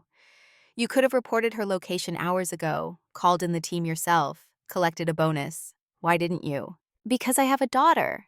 Brennan's voice softens slightly. "She's 23, lives in Portland, studies environmental science. Smart, idealistic, wants to save the world from people like me. And every time I look at her, I have to ask myself what kind of world I'm helping build. One where truth matters, or one where institutions protect themselves at any cost while sacrificing individuals." He looks directly at Maya. "Samuel Ashford was a good man. I met him twice during interagency briefings. Brilliant, ethical, principled. He didn't believe you were guilty. Said so publicly. Went on record defending you. It destroyed his reputation and ultimately his will to live." Maya's voice comes out tight. "He killed himself because of me." "No." Brennan's tone is firm. "He killed himself because the system failed him, because powerful people at Sentinel chose institutional reputation over truth, because Director Voss closed the investigation prematurely. That's not on you. That's on us." The room falls silent except for the ambient noise of the city. Somewhere a siren wails, somewhere a dog barks. Life continuing its relentless forward motion regardless of individual suffering. Grace speaks up. "You're offering to help us?" "I'm offering intelligence." Brennan steps into the apartment, closes the door behind him. "Sentinel team composition, deployment timeline, tactical protocols, information you'll need to stay ahead of them. And my expertise in infiltration and extraction. In exchange for what?" Brennan's smile is tired. "For the chance to do my job correctly for once. I joined the CIA because I believed in protecting people. Somewhere along the way, I started protecting institutions and power structures instead. I'd like to correct that imbalance." Sarah and Maya exchange glances. Some wordless negotiation happens between them in the space of 3 seconds. Finally, Maya nods. "All right, but understand this clearly. If you betray us, if you report back to Voss, if you compromise this operation in any way, you'll answer to more than just me. You'll answer to every woman in this room, and we have nothing left to lose." Brennan looks at Elena, Sophia, Rosa, Sarah, Grace, Maya, sees the steel in their eyes, the determination, the absolute refusal to be dismissed or overlooked or stopped, and he recognizes something he hasn't seen in years. True moral clarity. Understood completely. Now let's figure out how to take down Nathan Cross before he sells the key that breaks the world. They work through the afternoon. Maps and schematics cover every surface. Grace's laptop streams constant data about Stormhaven's systems. Brennan provides tactical analysis honed by 20 years in intelligence. The women offer insights born from decades of being underestimated. As evening approaches, Blake's apartment phone rings. Landline. He hasn't used it in months. Everyone freezes. Blake looks at Sarah. Should I answer? Sarah nods. Put it on speaker. Blake picks up, presses the speaker button. Hello? A woman's voice. Professional. Careful. Somewhat hesitant. Mr. Morrison, this is Vanessa Blake, your former PR consultant. We need to talk. Blake's face goes blank. He remembers her. The woman at the Sterling Club that night, sitting at his table, watching Maya solve the puzzle, looking at him with something between pity and contempt. I don't have anything to say to you. You dropped me as a client the day after. I know, and I'm sorry about that. Vanessa's voice carries genuine remorse. But I need to meet with you. It's about Nathan Cross, about the auction. I have information you need. Sarah mouths the words, keep her talking. Blake clears his throat. What kind of information? The kind that could save your life. The kind that proves I'm not calling as your enemy. Vanessa pauses. Mr. Morrison, I've worked in PR for 15 years. I've enabled powerful men to do terrible things because it was profitable. I've looked the other way, made excuses, protected reputations that didn't deserve protecting, and I'm done. Why the change of heart? Because I watched what happened to you at the Sterling Club, and I realized I was watching myself, performing competence, hiding emptiness, using other people to feel powerful. And when that waitress solved your puzzle, when she exposed you in 30 seconds, I saw what I could become if I don't change. Blake looks at the women gathered around him. They're listening intently. Grace is already typing on her laptop, running background checks. Sarah is making notes. Maya watches with careful attention. What do you want? Blake asks. To help, to share what I know about Nathan Cross, to stop being complicit. Vanessa's voice strengthens. I've been doing PR for the tech industry long enough to know how these men operate. I know Nathan's patterns, his contacts, his weaknesses, and I want to use that against him. How do I know this isn't a trap? You don't. But I'm willing to meet in a public place, during daylight, unarmed. You can bring whoever you want. I just need a chance to prove I'm serious. Blake looks at the group. Maya nods slowly. Grace types something, shows her screen to Sarah. Sarah reads it, nods. Blake speaks into the phone. Tomorrow, noon, Grand Central Terminal, main concourse, come alone. I will. Thank you, Mr. Morrison. Vanessa pauses. And for what it's worth, I'm sorry. For everything. The line goes dead. Grace turns her laptop around. Vanessa Blake, age 38, Columbia MBA. Worked PR for 6 major tech firms. No criminal record, no red flags. But she was at the Sterling Club that night. Security footage confirms she witnessed the puzzle incident. Could be legitimate. Brennan's voice is measured. Or could be Nathan checking to see if Blake is planning something. Either way, we need to be careful. Rosa speaks up. Or could be woman who is tired. Like all of us were tired before we chose to fight. Elena adds. Sometimes people need to see truth before they can live it. Maybe she saw truth that night. Sophia nods. We give her chance, but we protect ourselves too. Sarah pulls out her tactical tablet. I'll coordinate counter-surveillance. Make sure she's not followed. Make sure it's not a trap. But if she's genuine, another ally could be useful, especially one who knows Nathan's PR strategies. Maya stands, walks to the window, looks out at Manhattan twilight, thinks about the last week, about solving a puzzle, about running, about choosing to fight back, about this strange collection of people who became family through shared danger. We meet her. Maya's voice is firm. But we bring everyone. We show her what she's choosing to join. And if she's not serious, if this is a trap, we walk away. No harm done. And if she's serious, Grace asks, then we have 8 people instead of 7. And 8 is better than 7. They agree. Plans shift to accommodate this new variable. Brennan maps routes through Grand Central. Grace researches Vanessa's digital footprint more thoroughly. Sarah coordinates security protocols. As the sun sets completely and Manhattan transitions into night, Elena calls for a break. She orders food again, this time Italian. When it arrives, she insists everyone sit together at Blake's dining table. They sit. 8 people now, counting Brennan. The food is passed. Steam rises.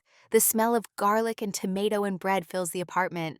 It's almost domestic, almost normal, like friends having dinner instead of people planning to infiltrate a criminal fortress. Rosa speaks first.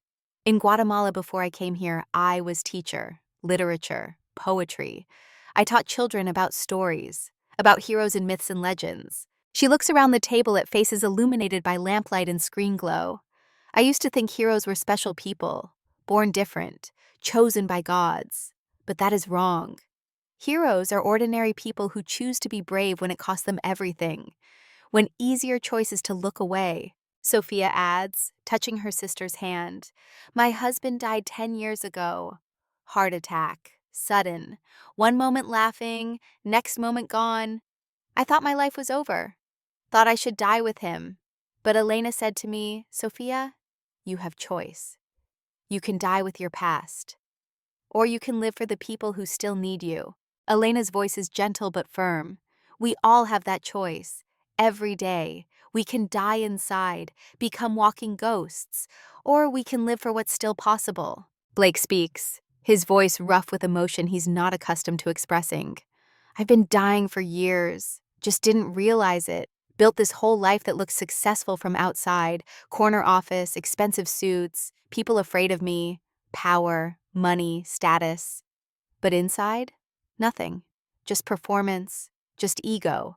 Just this constant fear that someone would see through me and realize I was empty. Grace reaches across the table, takes her father's hand. It's the first time they've touched in 3 years. You're not empty, Dad. You're just full of the wrong things. But that can change. You can change it. Sarah shares next. I left Sentinel 6 months ago. After 20 years. Couldn't stay in a place that chose reputation over truth. Now I teach at community college in Queens. Make a fraction of my old salary. No prestige, no recognition. But I sleep at night. That's worth more than any amount of money or status. Brennan hesitates, then speaks quietly. My ex-wife left me 3 years ago. Took our daughter, said I'd become someone she didn't recognize. Someone who followed orders without questioning them. Someone who chose duty to institutions over duty to family. She was right. I've been trying to figure out who I actually want to be ever since. This is part of that. They all turn to Maya. She's been quiet, listening, absorbing the stories of broken people choosing to repair themselves. Finally, she speaks. 2 years ago, I ran. I was innocent, but I ran anyway. Because I was scared. Because I'd lost Samuel, my godfather, my mentor, the man who raised me. Because fighting seemed impossible against a system designed to protect powerful people. So I became Maya Bennett, made myself simple, invisible. She pauses, looks at her hands, ordinary hands that solve extraordinary puzzles. But invisibility is just another kind of death, slower, quieter, but death nonetheless. I was alive, but I wasn't living. I went through motions, served food, counted hours until shifts ended, counted days until I don't know what, told myself it was enough, told myself I was surviving. Then Blake Morrison called me simple. And something inside me broke. Not broke down, broke open. I remembered who I was before I learned to be small, before I learned that being smart made me a target, before I learned to hide my gifts, before I let fear turn me into a ghost. Her voice strengthens. Samuel used to say that intelligence without courage is just potential, unused capacity. And he was right. I had all this potential locked away, all this knowledge I was too afraid to use, because using it meant being seen, and being seen meant being vulnerable, being hurt. But you know what I learned? Being invisible hurt more, hurt in ways I couldn't name, hurt in my bones. So when Blake put that puzzle in front of me and mocked me, I chose. I chose to be seen, to be myself, to risk everything for 30 seconds of truth. Elena speaks softly. And that choice brought all of us together. Maya nods. Yes. And now I finally understand what Samuel was trying to teach me all along. We're not meant to be alone. Not meant to be invisible or isolated or self-sufficient. We're meant to be together, imperfect and vulnerable and connected. That's how we survive. That's how we fight back. That's how we win. Grace raises her water glass to being together. The others raise their glasses. Water, soda, juice. Nothing alcoholic. Nothing that clouds judgment. But the gesture carries enormous weight. Sophia adds, tears in her eyes, to las hermanas, the sisters, blood and chosen both. Elena says, to second chances for people who thought they'd run out. Rosa contributes, to choosing courage when comfort is easier. Sarah offers, to truth over reputation, always. Brennan adds quietly, to following the right orders instead of just the given ones. Blake's voice cracks, to being better tomorrow than I was today. Maya finishes, to Samuel, and to everyone who died waiting for justice. We can't bring them back, but we can honor them by fighting for what they believed in. They drink together. The glasses clink softly. It's not a celebration. It's a covenant, a promise made to each other and to themselves, that whatever comes next, they face it together. After dinner, work continues. But something fundamental has shifted. The planning is no longer just tactical. It's personal. Each person is invested not just in the mission, but in each other. They're not colleagues or allies. They're becoming something closer to family. Late into the night, well past midnight, Blake pulls Maya aside. Can I ask you something? She nods. Why did you really solve that puzzle? The absolute truth. Not the answer you gave in the restaurant, not the public version. The real reason. Maya considers, then answers with complete honesty. Because I wanted you to see me, not as waitress or genius or threat or prop, just as a person who exists, who matters, who has worth beyond what she can do for you. I spent 2 years invisible, and I was so tired of not being seen. Blake's eyes fill with tears. He hasn't cried since his wife died. I'm sorry I couldn't see that. I'm sorry I needed you to prove your humanity with tricks and demonstrations. I'm sorry I'm the kind of man who only respects people after they humiliate him. You're not the first man who needed that. You won't be the last. But maybe you can be the first who actually learns from it, who actually changes because of it. He nods, wipes his eyes roughly, embarrassed by the emotion. Thank you for giving me this chance, for not writing me off as completely irredeemable. You're not irredeemable. You're just someone who spent years making wrong choices. But choices can change. You're changing them right now, that's what matters. They return to the group. Sarah is finalizing logistics on her tablet. Departure in 6 days, multiple insertion points, coordination protocols requiring split-second timing, complex, dangerous, but possible. But first, tomorrow, the meeting with Vanessa, the test to see if she's genuine or trap. As 2 a.m. approaches, people begin to leave. Rosa has early shift at the restaurant. Sophia needs to check on her grandchildren, who she's raising while their mother works. Sarah has morning classes to teach. Elena is last to go. She stands at the door, looks back at Maya with eyes that have seen everything and still choose kindness. Mija, you know this is dangerous. You could die. Nathan Cross is not a man who forgives. I know. You could lose everything again. All of it. Freedom, identity, life itself. I know that too. Then why risk it? Elena's voice is gentle but insistent. Why not just run again? Disappear? Live quiet life somewhere safe? Maya smiles. It's tired, but genuine. Because everything I lost before, I can rebuild. Money, career, name, all of that can be reconstructed. But if I don't do this, if I let Nathan win, if I let fear stop me again, I lose something I can never rebuild. My sense of who I am. And Elena, I just got that back after 2 years of being dead inside. I'm not giving it up, not for anything. Elena embraces her, long and tight and fierce. The embrace of a mother for a daughter, blood relation irrelevant. Then you come home, you hear me? You come home safe to people who love you, who are waiting for you. I will. Promise me, Mija. I promise. Elena releases her, nods once, then leaves. Footsteps echoing in the hallway. The apartment empties. Soon, it's just Maya, Grace, and Blake. 3 people learning to be family in whatever broken way they can manage. Grace stands, gathering her laptop. I should go. Class at 8. Blake stands with her, hesitates, then asks quietly, Can I walk you out? To the subway? Grace pauses, considers, then nods. Okay. They leave together. Maya watches through the window as they emerge onto the street 11 floors below, sees Blake's tentative gestures, Grace's careful responses. 2 people who share DNA and history, but not trust. Not yet. Maybe not ever. But trying. That's something. Maya is alone in the apartment. Blake will return shortly. But for now, It's just her and the Manhattan night. She walks to the floor-to-ceiling windows, looks out at the city, millions of lights stretching to every horizon, millions of lives, all of them thinking they're alone when really they're part of this vast interconnected web of humanity. Her phone buzzes. Text from unknown number. It reads, "I know you're coming, Claire. I've known since the moment you solved the puzzle. You always were predictable. See you soon. Let's finish what we started." Nathan. Maya's hands tighten on the phone, but she doesn't feel fear. She feels something harder, clearer, certainty. She texts back with steady fingers.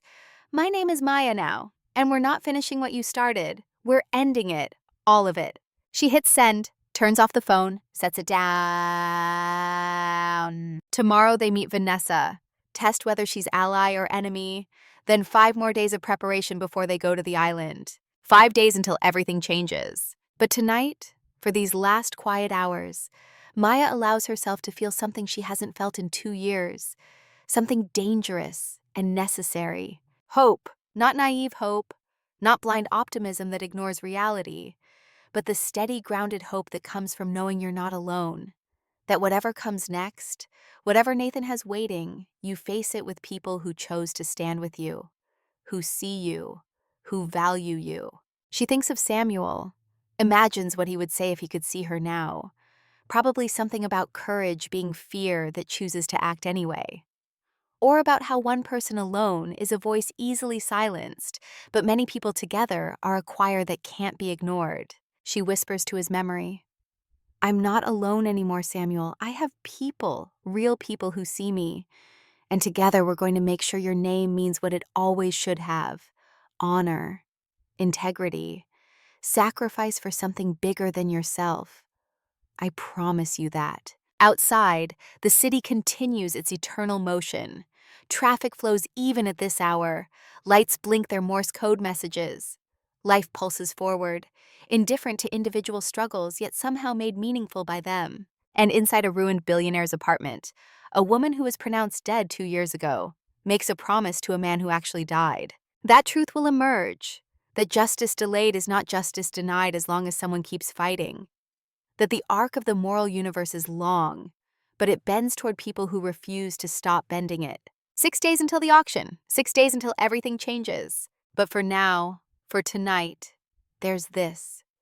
A moment of quiet before the storm arrives, a breath before the dive into deep water, a pause before the fight that will determine everything. And Maya Ashford, who was Claire Thorne, who became Maya Bennett, who is now somehow all three and none of them, stands at the window and lets herself believe. Not in guaranteed victory, not in certain success, but in the simple radical truth that sometimes doing the right thing is enough on its own, that showing up for each other matters regardless of outcome, that standing against evil counts even if you lose, that trying is better than hiding, that being seen is better than being safe.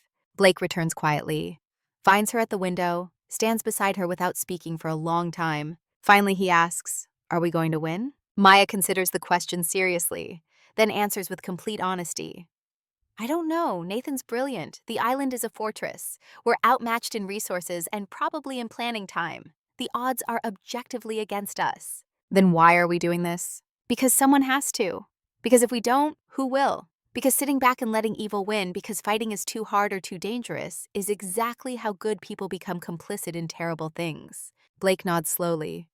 My daughter said something similar. About dying on my couch versus dying for something that actually matters. Smart kid. She gets it from her mother. His voice carries old grief. I never told her that enough. How much of her mother I see in her. Tell her now, while you still can. I will. They stand together in comfortable silence. Two people who should be enemies, united by the understanding that redemption is possible, but never guaranteed. That change is a choice made daily, hourly, moment by moment. That being better is a practice, not a destination you arrive at and get to rest. Tomorrow they'll meet Vanessa, test whether this new variable is help or hindrance, then continue preparing for the impossible mission. But tonight they share this moment, this quiet acknowledgement that they're both trying, both reaching for something beyond their worst selves, both hoping to become worthy of the second chance they've been unexpectedly given. And in Queens, in a small house that smells of coffee and cinnamon and decades of accumulated living, Elena Reyes sits at her kitchen table. She's making a list in careful Spanish handwriting, not a tactical list, not weapons or equipment or supplies. A list of people she loves, people she's fought for, people who make the struggle worthwhile. Maya's name sits at the top, underlined twice, with a small prayer written beside it in the margin. Bring her home safe, Dios. She has suffered enough. Bring all of them home. She folds the paper carefully, places it inside her well-worn Bible, says a longer prayer to a God she hopes is listening even when evidence suggests otherwise. Then she goes to bed, because tomorrow the real work begins. The preparation, the gathering of strength. And Elena Reyes has never been one to face a fight without proper rest. The city sleeps in patches, some neighborhoods quiet, others roaring with nightlife. But in these scattered places where the alliance has formed, where 8 broken people have decided to try being whole together, there's peace. Brief, fragile, built on hope rather than certainty, but real. The storm is gathering on the horizon. The battle looms ahead. The outcome remains uncertain. But they're ready. Not because they're sure of winning, but because they're sure of each other. And sometimes, in this broken world, that's the only certainty worth having. Stormhaven Isle, 10 people against 1 monster. But this isn't a war fought with weapons or wealth. It's a reckoning fought with something Nathan Cross never understood. The refusal to abandon each other. The choice to stand together when standing alone would be easier. And sometimes, that choice is the only weapon that matters. This is the story of how ordinary people become extraordinary, not through genius or wealth, but through the simple radical act of refusing to let each other fall. The helicopter cuts through morning fog like a blade through silk. The Atlantic spreads below, gray and endless and indifferent. Blake Morrison sits in the passenger seat, hands gripping his knees hard enough to hurt. He's trying to hide the shaking. It doesn't work. He's sober for the first time in a week. The world has sharp edges again, colors too bright, sounds too loud. Every sensation amplified to the point of pain. This is what sobriety feels like. This raw, unfiltered reality. He'd forgotten. Spent years keeping it blurred with scotch and performance and carefully maintained distance from anything real. Grace sits beside him. His daughter, 22 years old, brilliant and angry and brave in ways he never taught her to be. She hasn't spoken in 20 minutes, just stares out the window at churning water 3,000 feet below. Her jaw is tight, her hands folded in her lap so carefully that Blake knows she's terrified. But she's here anyway, chose to be here, chose to fly toward danger with her father who hasn't earned the title in years. Blake wants to say something, wants to apologize again, wants to explain the 1,000 tiny choices that turned him into the man who mocked a waitress to feel powerful. Wants to promise he'll be different, but words feel insufficient. They always have been. His whole life has been words without meaning, promises without follow-through, performance without substance. So instead, he reaches across the small space between their seats, places his hand on hers. It's a simple gesture, almost too simple, but it's real. No performance, no calculation. Just a father touching his daughter's hand because he doesn't know how else to say, I'm here, and I'm trying, and I'm scared too. Grace looks down at their hands, his weathered and scarred from signing deals that meant nothing, from shaking hands with people he didn't respect, from decades of using his hands for greed instead of connection. Hers young and strong, a pianist's hands, though she quit lessons at 12 when he missed her first recital because a board meeting ran long because he let it, because stopping would have meant admitting his daughter mattered more than appearing important. She doesn't pull away, doesn't respond either. But she doesn't pull away, and that absence of rejection feels like a beginning. The pilot's voice crackles through the headset. Stormhaven Isle, 2 minutes out. Blake looks out the window. The island emerges from fog like something from mythology, like a fortress from old stories about dragons and impossible quests. Glass and steel and stone perched on granite cliffs that rise straight up from churning Atlantic water. Waves crash 300 feet below. White foam against black rock. A single access road snakes up from a private dock. No other way on or off except by helicopter or boat. Nathan Cross's kingdom, beautiful and brutal in equal measure. How many people are down there? Grace's voice comes through the headset, small and young despite her attempts to sound confident. Blake considers what he knows from the invitation. Auction guests may be 40, the world's worst people paying cash for weapons, plus staff, security, servers, technicians, maybe 100 people total, maybe more. And 8 of us. Blake almost laughs. The mathematics are absurd. 8 people, most of them servers and teachers and washed-up executives, against a fortress full of criminals and guns and systems designed to repel armies. But then he remembers Rosa's words from 2 nights ago around the Chinese takeout. Heroes are ordinary people who choose to be brave when it costs them everything. We only need to be 8 people longer than Nathan expects us to be 8 people. Grace looks at him. That doesn't make sense, Dad. I know, but it's true anyway. The helicopter descends, dropping altitude fast. Blake's stomach lurches. The landing pad sits on the western edge of the compound, cantilevered out over the cliff. One mistake and they plunge 300 feet to the rocks. Blake watches the pad approach, watches the pilot make minute adjustments. The skill required is extraordinary. The margin for error is 0. The helicopter touches down, gentle as a kiss. Rotors still spinning, wind from the blades tears at their clothes. A man in a dark suit approaches, head down against the rotor wash. Security, professional grade, the kind who has killed people and slept fine afterward. Mr. Morrison. The security guard has to shout over the noise. Welcome to Stormhaven. Mr. Cross is expecting you. Blake unbuckles, steps out onto the pad. The wind nearly pushes him over the edge. He's unsteady from a week of drinking. Unsteady from fear. Unsteady from the knowledge that he's walking into a trap that might be his last performance. But Grace is behind him, so he steadies himself, takes her hand, helps her out. They walk together toward the main house. The security guard leads them. Behind them, the helicopter lifts off again, rising fast. The sound of it fading feels like a door closing, like a commitment made irreversible. They're inside the fortress now, no going back, no changing their minds.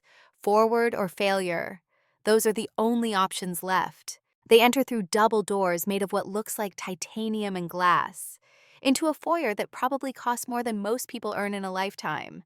Marble floors, abstract art on the walls, everything screaming wealth and taste and power. Blake has been in 100 places like this, usually as the powerful one, the one everyone wants to impress. Now he's the broken supplicant, the desperate mark, the joke everyone laughs at. And he's surprised to discover that it doesn't destroy him. Nathan's contempt doesn't make Blake less human. It just makes Nathan less. 3 miles offshore, a commercial fishing boat fights morning swells. Salt spray crashes over the bow. The boat pitches and rolls. Below deck, in the cramped galley that smells of diesel and old fish, 3 women prepare for work. But they're not preparing to fish. Elena Reyes checks her reflection in a small round mirror hanging on the bulkhead. She's wearing the white uniform of catering staff, pressed and clean, her hair pulled back severe and tight, not a single strand out of place. She looks like what she is, a woman who has worked kitchens for 40 years, who knows that presentation matters, who understands that in certain contexts, invisibility is armor. She studies her own face, 62 years old, lines around her eyes from smiling, from squinting in kitchen heat, from raising 3 children mostly alone, while her husband worked construction 60 hours a week. He died 8 years ago. Heart attack at a job site. Instant. One moment alive, next moment gone. Elena thought she'd die too, thought the grief would kill her. But Sophia told her what she now tells Maya. You can die with the past, or you can live for what's still possible. Sophia and Rosa dress beside her. Same white uniforms, same careful preparation. They move in silence, each lost in private thoughts, private prayers, private fears. You remember the layout? Elena asks in Spanish. Their first language, the language of home and family and truth.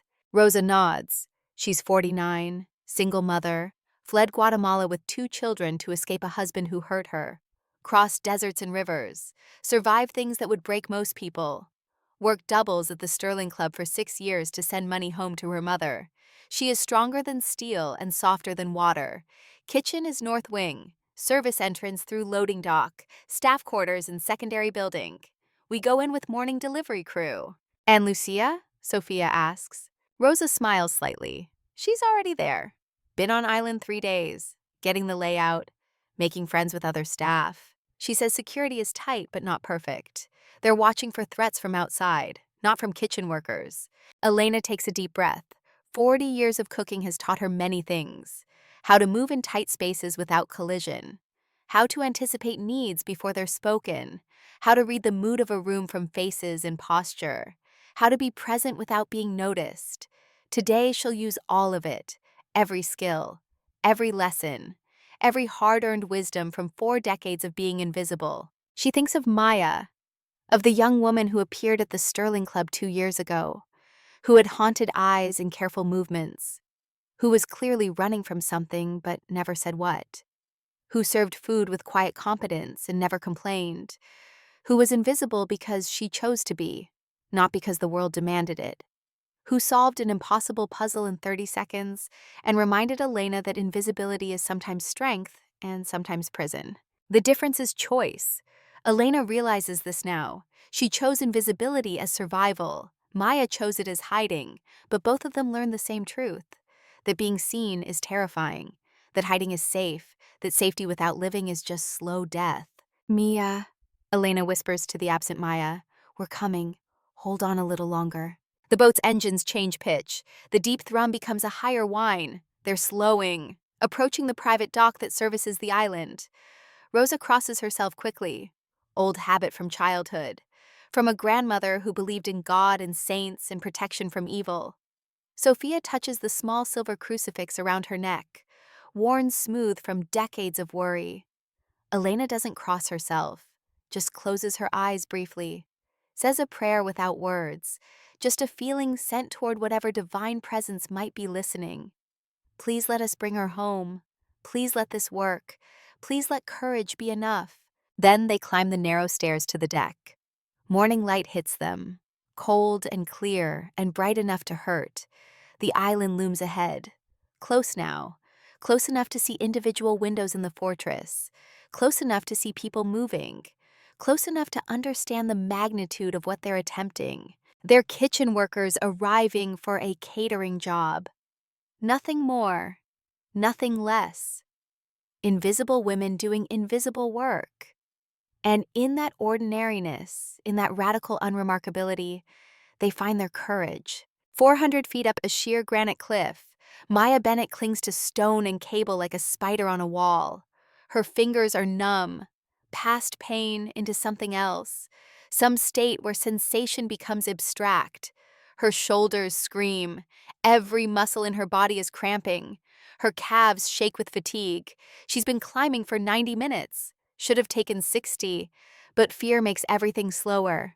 Sarah Chen is 20 feet below her, moving with the careful precision of someone who knows one mistake means death. Brennan 20 feet below Sarah, 3 people climbing toward a fortress, 3 people who could fall at any moment and disappear into the Atlantic 300 feet below. Maya reaches for the next handhold. Her fingers find the fiber optic cable that runs up the cliff face. Thick as her thumb, securely bolted to the granite. This cable feeds internet to the island, high-speed data for Nathan's digital empire. Maya is following it up, using it as a guide, as a lifeline, as a thread leading to Nathan's heart. She pulls herself up another 3 feet, finds a foothold, shifts her weight, reaches higher. This is how you climb a cliff. One grip at a time, one movement, one choice to continue, over and over until you reach the top or fall. The wind is stronger up here, gusting, tearing at her jacket. She's wearing black tactical gear, tight and light, meant for movement, but it offers no warmth. The October Atlantic wind cuts through it like it's not there. Maya is cold in her bones, cold in a way that makes thinking hard, makes decision-making slow. But she keeps climbing, because stopping means falling, because giving up means failure, because somewhere below, Sarah and Brennan are depending on her to keep moving. Because somewhere in that fortress, Blake is walking into Nathan's trap. Because somewhere in a kitchen, Elena and Rosa and Sophia are pretending to be nobody. Because all of them chose this. Chose each other, chose to stand against evil, even knowing the cost. Maya's mind tries to protect her by dissociating, by pulling her awareness somewhere else, somewhere safer. Her consciousness drifts. and she finds herself in memories. She's 15, learning to rock climb with Samuel at an indoor gym. She hates it. The heights terrify her. But Samuel is patient. "Claire," he says, "you can't think about the whole climb. That's too much, too overwhelming. You think about the next grip. Just the next one. Then the one after that."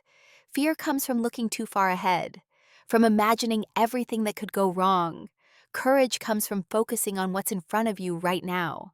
Young Maya wants to quit, wants to climb down and never come back. But Samuel believes in her, and somehow that's enough.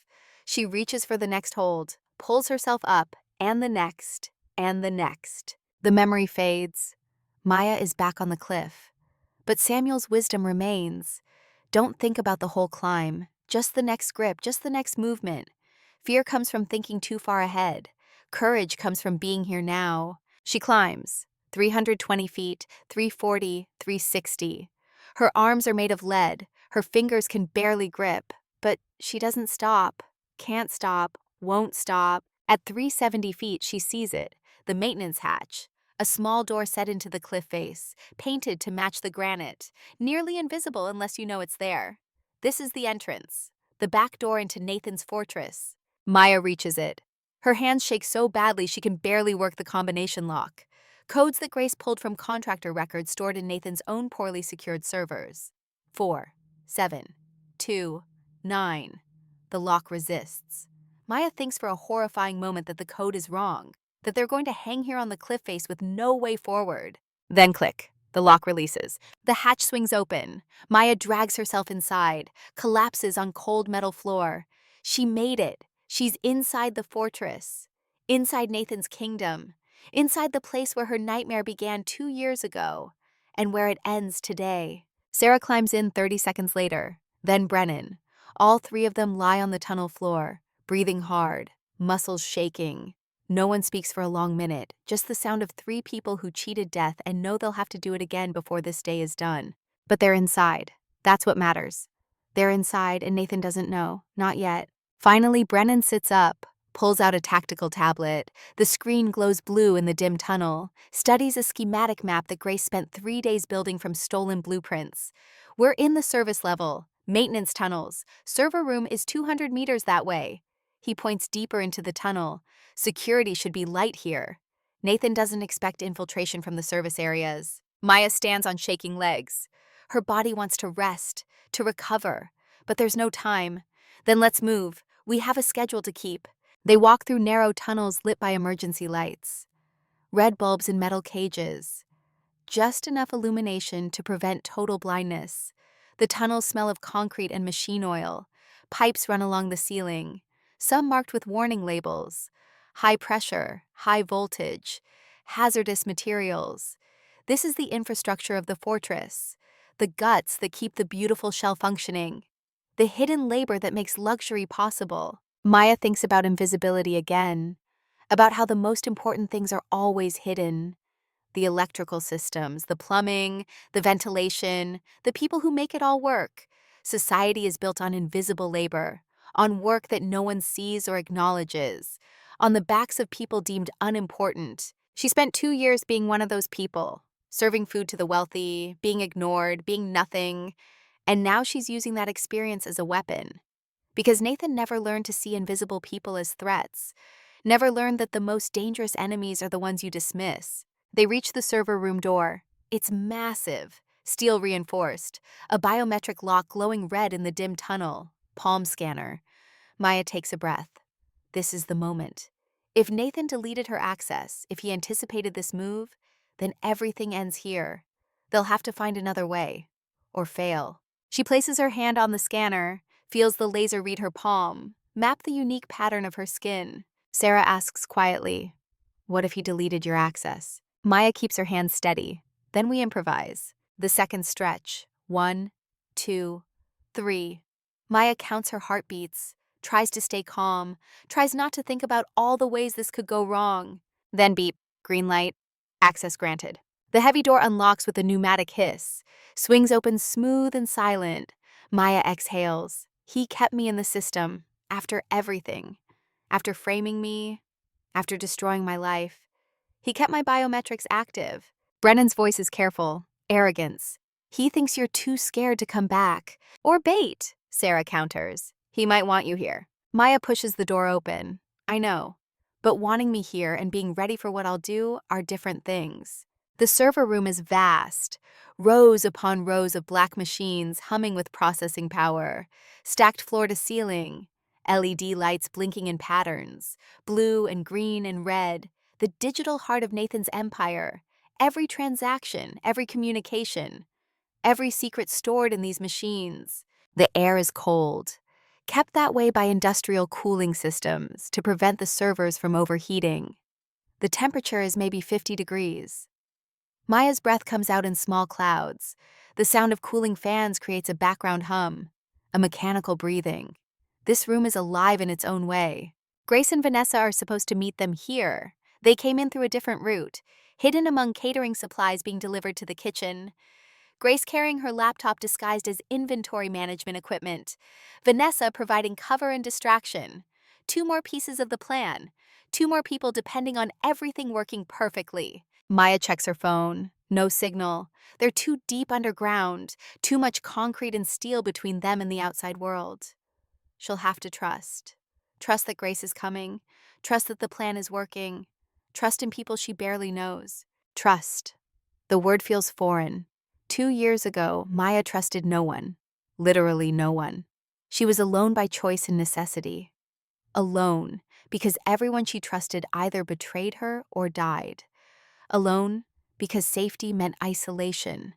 But now, after Elena's kitchen and Sophia's home and Rose's quiet strength, after Blake's broken apology and Grace's fierce determination, after Sarah's unwavering belief and Brennan's difficult moral choice, trust feels less like weakness and more like the only real strength that exists. She hears footsteps. Her hand moves to the knife strapped to her thigh. Brennan shifts into a defensive posture, moves to intercept whoever's coming. Then Grace rounds the corner, laptop bag slung over her shoulder.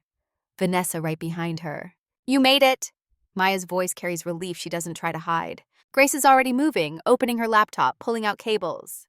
Your biometrics worked? Nathan kept me in the system. Probably ego. Probably wanted to prove he could anticipate my moves and stop me anyway. Vanessa speaks up. Her voice is different than Maya remembers from the Sterling Club. Less performance, less careful polish, more genuine exhaustion. I've been monitoring communications. Blake's inside the main house. Nathan's with him. Elena and the others are in the kitchen. No alarms, no signs we've been detected. Yet, Brennan adds quietly. The implied threat hangs in the air. Grace's fingers fly across her keyboard. Code cascades down the screen in green monospace font. I'm accessing the security network now. Firewalls are good, but not perfect. Nathan used some of your old protocols, Maya. Probably thought they were unbreakable. Maya leans over Grace's shoulder, watches code execute, watches barriers fall. Are they? Unbreakable? Grace smiles grimly. Nothing's unbreakable if you designed it. You know every weakness, every backdoor, every flaw. I didn't put backdoors in my work. You didn't put them in intentionally. But every system has gaps. Every code has vulnerabilities. That's just the nature of complexity. Perfect security is a myth. Maya watches Grace work. This brilliant young woman who should be starting her career, falling in love, building a normal life. Instead, she's in a criminal fortress risking everything because her father made terrible choices and Maya solved a puzzle to feel seen. Grace, Maya says quietly, thank you for this, for risking everything, for helping me. Grace doesn't look up from her screen, fingers still typing. You're welcome, but I'm not doing this just for you. I'm doing it because my father spent 22 years telling me I wasn't good enough, that I disappointed him, that I was less than he hoped. And I'm tired of believing him. Her fingers pause. She looks at Maya directly. You solved that puzzle and you showed me something. You showed me that being underestimated is only weakness if you accept it. That proving yourself to people who refuse to see you is pointless. That the only person's opinion that matters is your own. Maya feels something crack open in her chest. Not grief this time, something else. Recognition. Understanding. The realization that her 30 seconds at the Sterling Club changed more than just her own life, changed Grace's life, probably changed other lives she'll never know about. Actions ripple outward, choices cascade. One woman standing up doesn't just free herself, it shows others that standing is possible. Done. Grace unplugs the cable, closes her laptop. The worm is in place. It's sitting dormant in their security system. When I give the signal, it activates. We'll have 10 minutes of looped footage. Every camera will show them exactly what we want them to see. Nothing suspicious. Normal operations. After that, the loop breaks and every camera sees reality again. 10 minutes. Sarah's voice is measured. Tactical. 10 minutes to get into position, plant the evidence, upload the files, and get out. Grace nods. After 10 minutes, we're either successful or caught. There's no middle ground. Then let's make those 10 minutes count. Maya squares her shoulders. Time to move. In the kitchen of this main house, Elena Reyes moves like water through the tight space. Fluid, purposeful, unremarkable. She's been here 3 hours now, long enough to learn the rhythms, to understand the flow of work, to map the space in her mind. The head chef is a man named Marcus, British, early 50s. The kind of chef who learned his craft in Michelin restaurants where intimidation is pedagogy. He runs the kitchen like a military operation, barking orders, criticizing everything, making sure everyone knows he's in charge. He barely looks at the 3 additional staff that Lucia brought in. Elena, Sophia, Rosa. To him, they're interchangeable. Brown women in white coats, invisible labor, hands to do work, nothing more. You 3. Marcus points without looking directly at them. Handle the appetizer course. Simple work. Don't try to be creative. Don't deviate from the recipe. Don't embarrass me. Yes, chef. Elena's voice is perfectly neutral. She said those words 10,000 times to 100 chefs like Marcus. Men who think shouting is leadership. Men who mistake cruelty for standards. She, Sophia, and Rosa work the prep station, cutting vegetables with practiced precision, arranging small plates of food that cost more than a week's wages. While they work, they observe, they watch, they count. Elena counts security's personnel, 6 in the kitchen area, rotating shifts, armed but not obviously, guns hidden under jackets, professional operators trying to blend in as catering support, 8 more in the dining room visible through the service window, all of them scanning constantly, looking for threats. Rosa whispers in Spanish, voice barely audible under the kitchen noise. Too many. Sophia responds just as quietly. We're not here to fight them, Hermana. We're here to be invisible until we need to be visible. Lucia approaches carrying a tray of dirty dishes. She's 55, worked high-end events for 2 decades, knows how to move through wealthy spaces without drawing attention. She sets the tray down beside Elena. As she does, she drops a small folded piece of paper. Elena palms it smoothly, doesn't look at it, just slides it into her pocket, waits until Lucia moves away, waits until Marcus is shouting at someone else. Then she unfolds it carefully under the prep counter. It's a hand-drawn map, rough but detailed, the main dining room layout, the private office where Nathan will conduct the actual auction, security stations marked with X's, emergency exits highlighted, everything they need to know. Elena memorizes it. She's good at memorization. Years of recipes, decades of special orders, thousands of modifications remembered and executed perfectly. This map is just another recipe, another set of instructions to follow. She tears the paper into tiny pieces, drops them in the garbage disposal, runs water. The evidence shreds and washes away, gone, as if it never existed. The first guests are arriving. Elena can hear them through the service window. Voices in multiple languages: Russian, Arabic, Mandarin, English with various accents. The world's elite criminals gathering to buy weapons that will kill millions. Talking about it casually, like buying art or cars. Just another transaction. Just another way to spend money. Elena plates food with steady hands. But inside she's screaming. These people, these monsters in expensive clothes. They sit in comfortable chairs and decide who lives and dies. They buy and sell death like it's a commodity. And they never see the servers bringing them food. Never notice the invisible people making their comfort possible. For 40 years, Elena has been invisible by necessity, by survival, by the mathematics of immigration and motherhood and bills that need paying. She made peace with it, found dignity in honest work, found purpose in feeding people. But today invisibility is a weapon. Today, she'll use every skill she learned in 4 decades of being dismissed. Today, she'll make them pay for never seeing her. She thinks of Maya somewhere in this fortress, of Grace and Sarah and Brennan, of Blake Morrison walking into danger, all of them depending on 3 kitchen workers to be exactly what everyone expects: invisible, forgettable, beneath notice. And she smiles, because they're about to learn that invisible doesn't mean powerless, that dismissed doesn't mean defeated, that the people you don't see are the ones who can destroy you. Blake Morrison walks into the dining room and 40 pairs of predatory eyes turn to assess him. He's prey here.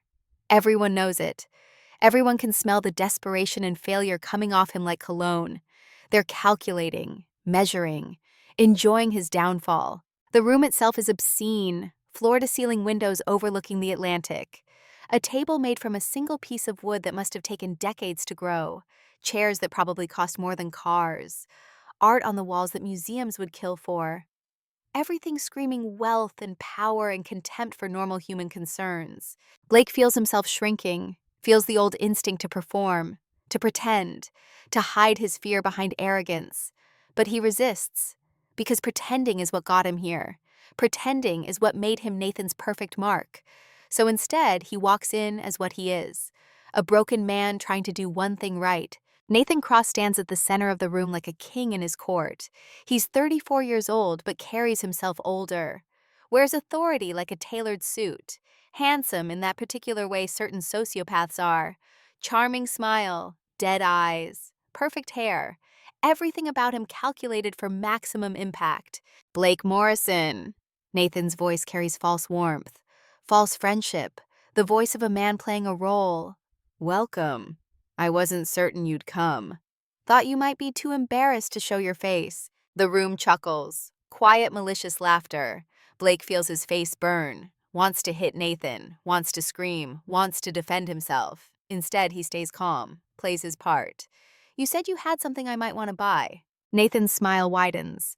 Oh, I have many things. Treasures beyond counting. But first, let me introduce you to some friends. People who appreciate your unique situation. He guides Blake through the room, his hand on Blake's shoulder, proprietary, mocking, making it clear that Blake is the entertainment, the cautionary tale, the fool everyone can feel superior to. This is Viktor Sokolov. Nathan gestures to a man with ice in his eyes and murder in his history. Russian oligarch. Victor, this is Blake Morrison, the man whose security was broken by a waitress. The room erupts in laughter, genuine cruel amusement. Blake's face burns hotter. But he doesn't react, doesn't give them the satisfaction. Yes, that was quite embarrassing. His voice is steady, even though his hands shake. Embarrassing. Nathan's laugh is sharp. Blake, it was magnificent. You brought a data acquisition device into your own inner sanctum. Activated it yourself. You couldn't have been a better mark if I designed you in a laboratory. Blake swallows his rage, forces it down. That's why I'm here, to see what other designs you have. Nathan studies him. The charm flickers. Suspicion shows through. You're broke, Blake. Your company voted you out. Your money's frozen. Credit destroyed. What could you possibly have to bid with? Blake pulls out a small device, the quantum encryption key he and Grace built together last week. Real enough to scan properly, fake enough to be useless. The last asset I have. Worth maybe $500 million on the right market. Thought you might want it. Nathan takes the device, examines it with expert eyes. His smile returns slowly. This is excellent, Blake. Truly. But tell me something, do you actually think this will buy you anything? Or are you just here to beg? The room goes silent. 40 criminals holding their breath, waiting to see how Blake responds to ultimate humiliation. Blake feels Grace's eyes on him from somewhere in the crowd. She and Vanessa came in posing as his remaining staff. He can't see her, but he knows she's there, watching her father be destroyed again. And something shifts, something fundamental. He spent his entire life terrified of this exact moment, of being exposed, of being laughed at, of people seeing through his performance to the emptiness underneath. This is his nightmare made real. But now that it's happening, now that he's actually standing in the center of his worst fear, he realizes something. This doesn't destroy him. Nathan's cruelty doesn't make Blake less human. It makes Nathan less. I'm not here to beg, Nathan. Blake's voice is steady, clear, maybe the most honest thing he's said in years. I'm here to watch you fall. Nathan's smile freezes. The charm vanishes like smoke. What did you say? You heard me. And in approximately 90 seconds, everyone in this room will understand exactly what I mean. Nathan's hand moves toward his jacket, toward whatever weapon or alarm he carries. But before he can act, the lights flicker. Once, twice, then the entire room plunges into darkness. Emergency lights kick in after 3 seconds. Red glow, enough to see shapes but not details. And in that 3 seconds of perfect darkness, everything changes. Grace's fingers hit enter.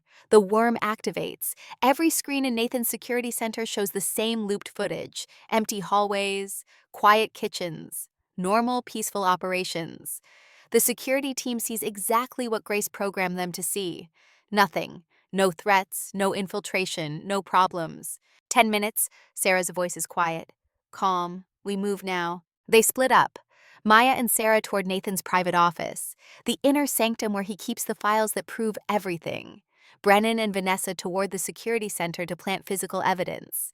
Grace stays with the servers, ready to upload everything the moment they find it, ready to send truth cascading across the world. Maya runs through dark corridors lit only by emergency lights. Her heart pounds, adrenaline sharp in her veins. She knows this building now.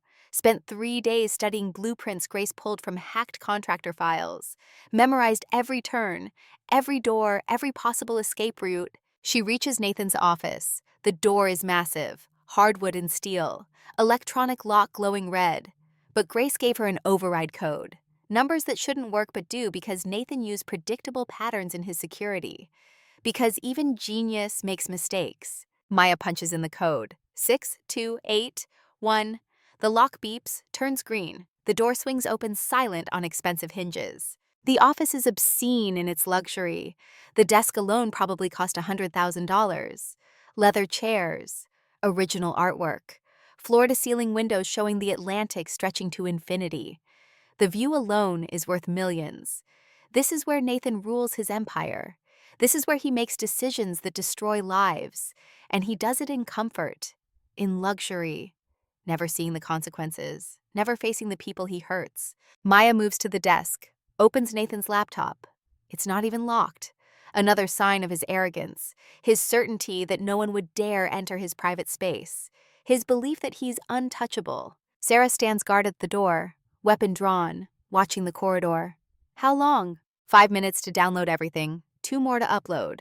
Then work fast. Maya plugs in a high-capacity drive. Starts copying files, financial records showing years of transactions, client lists reading like an Interpol Most Wanted roster, communications proving conspiracy, everything proving Nathan framed Maya, everything proving Samuel was innocent, everything proving that Nathan Cross is exactly the monster Maya always knew he was. As files copy, Maya looks around the office, sees photos on the walls, Nathan receiving awards from organizations that don't know he's a criminal. Nathan shaking hands with politicians. Nathan standing in front of the Sentinel building where it all began. And there, in a silver frame on the credenza, a photo of Nathan and Maya. 7 years ago, both of them young, both smiling, standing together in Samuel's office after completing the Aegis protocol. Partners, friends, before everything turned to ashes. Maya stares at that photo, at her younger self who didn't know what was coming, who trusted Nathan, who believed in their work, who thought they were building something good. She looks so happy in that photo, so proud, so naive. She wants to smash the frame, wants to destroy the image of that innocent younger self, but instead, she leaves it. Let Nathan keep it. Let him remember what he destroyed. Let him see every day what he traded for power. The download completes. Maya ejects the drive, starts uploading to the FBI, SEC, Interpol, every relevant authority. To the Washington Post, New York Times, Guardian, every major news outlet. To everyone who needs to see. To the entire world. Sarah hisses from the door. Someone's coming. Footsteps getting closer. Maya watches the upload bar. 70%. 80. She needs 40 more seconds. Just 40 seconds. And the truth goes public. Just 40 seconds and Nathan's empire collapses. The footsteps stop outside the door. Maya can see a shadow through the frosted glass. Someone standing right there, one hand on the door handle. 90%, 95. The door starts to open. 100%. Upload complete. Maya ejects the drive, pockets it, looks at Sarah. Window. Now. They move fast. Maya opens the floor-to-ceiling window. Cold Atlantic wind rushes in. They're 3 stories up. Below them, nothing but granite rocks and churning water. No ladder. No rope. No safe way down. Just empty air and certain death. The office door swings fully open. Light spills in from the corridor, a figure silhouetted against the brightness. Nathan Cross stands in his own doorway. He's holding a gun, a small pistol. Expensive, German, the kind that kills efficiently. And he's smiling. "Hello, Claire. I've been waiting for you." Maya's hand tightens on the window frame. Wind tears at her clothes. 3 stories of empty air behind her. Nathan and his gun in front. Trapped. Exactly where he wanted her. But she doesn't panic. 2 years of hiding taught her something. Fear is information, not paralysis. She looks at Nathan, really looks at him, sees what she missed 7 years ago, the emptiness behind the charm, the void where empathy should be. He's brilliant, but brilliance without humanity is just elaborate cruelty. "You knew I'd come." Maya's voice is steady. "Of course." Nathan steps into the office, closes the door behind him, locks it with one hand while the gun stays pointed at Maya. "The puzzle was always meant for you, Claire, not for Morrison. He was just the delivery system, the carrier, the perfect fool to bring my message directly to you." Sarah shifts position, her own weapon half raised, but Nathan's gun moves slightly, points at her. "Don't. You're fast, but I'm faster, and at this range I don't miss." Sarah freezes. Nathan continues. His voice is almost reasonable, like he's explaining something obvious to a slow student. "For 2 years, I thought you were dead. Genuinely dead. I mourned you, Claire. As much as I'm capable of mourning. You were the only person who ever matched me intellectually, the only one who understood. I never understood you, Nathan." Maya's voice carries something new, not anger, pity, because understanding requires empathy. "And you don't have any." Nathan's smile flickers. "Don't psychoanalyze me. You're not qualified. You're a cryptographer, not a therapist. I'm someone who spent 2 years being invisible, being nobody, learning what it means to be human instead of just smart. You should try it sometime. Being human is overrated." Nathan's gun hand stays steady. Being smart is what matters. Being powerful, being remembered. What's the point of existing if no one knows your name? Samuel knew your name. And he's dead because of you. Samuel was weak. Nathan's voice hardens. He had all that brilliance and he wasted it on ethics, on morality, on caring about people who don't matter. He could have been great. Instead, he was good. And good people always lose. "The upload is complete." Maya says it quietly. "Everything you've done, every crime, every transaction, it's on its way to every authority that matters. Your empire is falling right now, while you stand here with your gun." Nathan's face goes white, then red. "You're bluffing." "I'm not." Sarah speaks up. "Check your laptop if you don't believe her." Nathan doesn't move. Can't move. Because moving means looking away, means giving them an opening. So he stays frozen. Gun pointed at Maya, understanding slowly dawning. "You used me." His voice is raw. "Used Morrison to bait me. Used your invisibility as cover. Used my own arrogance against me." "Yes." Maya's voice is flat. "I learned from the best." Before Nathan can respond, the door explodes inward. Brennan kicks it off its hinges, moves fast, professional. Disarms Nathan in 3 seconds, has him on the floor in 5, unconscious in 7. The gun slides across expensive hardwood. Sarah picks it up, safes it. "Took you long enough." Maya's voice shakes slightly now that it's over. "Had to wait for the right moment." Brennan stands, breathing hard. "Is it done? The upload?" "It's done." "Then let's get out of here." Brennan pulls out zip ties, secures Nathan's hands behind his back. He'll wake up in federal custody. They move fast, out of the office, down corridors now flooded with FBI agents. Brennan's contacts worked. The upload triggered automatic responses. Law enforcement surrounding the fortress, helicopters landing, boats approaching. The island is being locked down. In the dining room, Blake stands beside Grace. They're both watching the chaos, watching Nathan's guests being arrested one by one, watching an empire collapse in real time. Elena, Rosa, and Sophia emerge from the kitchen, still wearing white uniforms, still invisible to most of the agents rushing past, but not invisible to Maya. She sees them, runs to them, embraces Elena like a drowning person embraces shore. Maja, you're safe. Elena's voice breaks. You came home, I promised. Maya's crying now. 2 years of held tears finally released. We all came home. They form a circle without planning to. 8 people who changed the world by refusing to change themselves. Who stayed human when inhumanity would have been easier. Who chose each other when choosing isolation was safer. What happens now? Grace asks, her voice small and young despite everything. Maya looks at each of them. These people who saved her, who she saved, who saved each other. Now we remember that this matters, that we matter, that standing together is always worth it. Even when we're scared, Blake adds quietly, looking at his daughter. Especially when we're scared, Grace takes his hand. And we stay together. Elena's voice is firm. Found family is still family. They stand in the ruins of Nathan's fortress as FBI agents process the scene. As criminals are led away in handcuffs. As evidence is collected and cataloged. As justice finally comes. A helicopter arrives to evacuate them. They board together. As the rotors spin up and the island shrinks below, Maya feels something she hasn't felt in years. Peace. Not because everything is fixed, not because the world is suddenly just, but because she tried. Because they all tried. Because trying matters even when winning isn't guaranteed. The helicopter flies toward Manhattan, toward home, toward whatever comes next. And Maya closes her eyes, lets herself rest. The fight is over. The battle is won. Not perfectly, not completely, but enough. For now, enough is everything. She walked into the Sterling Club as Maya Bennett, hiding from her past. She walked out of Stormhaven Isle as Dr. Claire Ashford, reclaiming her name. But freedom isn't what she expected. It's heavier than chains. Because choosing who you want to be is harder than accepting who others made you. This is the story of 8 broken people learning what it means to be whole. Not perfect, not unchanged, just whole enough to face tomorrow without running from yesterday. The helicopter touches down on a Manhattan rooftop as dawn breaks over the city.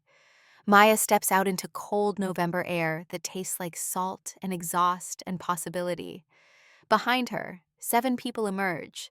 Elena, Rosa, Sophia, Sarah, Grace, Blake, Brennan. 8 people who went to war together, and somehow all came home. Below them, the city wakes. Millions of lives beginning another day. None of them knowing what happened on a fortress island off the coast of Maine.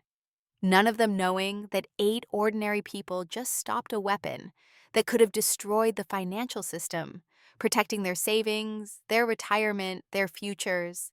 That's how it should be, Maya thinks. The best protection is the kind you never know you needed. FBI agents meet them on the rooftop, not arresting them, debriefing them, taking statements, processing evidence.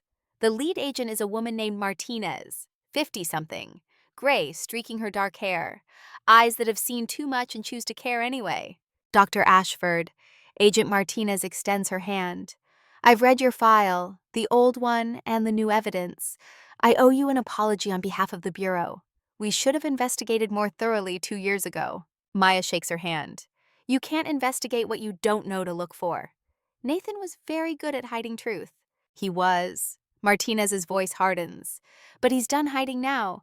We have everything. The files you uploaded, the testimony from his guests, the physical evidence Mr. Brennan planted. Nathan Cross will spend the rest of his life in a federal facility. His organization is being dismantled as we speak. Every client, every transaction, every crime. All of it exposed.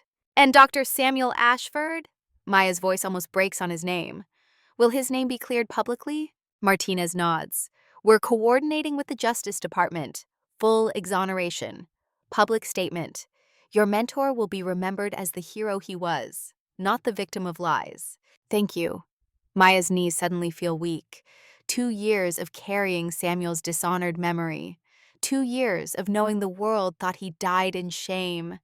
And now, finally, justice. Not just for her, for him.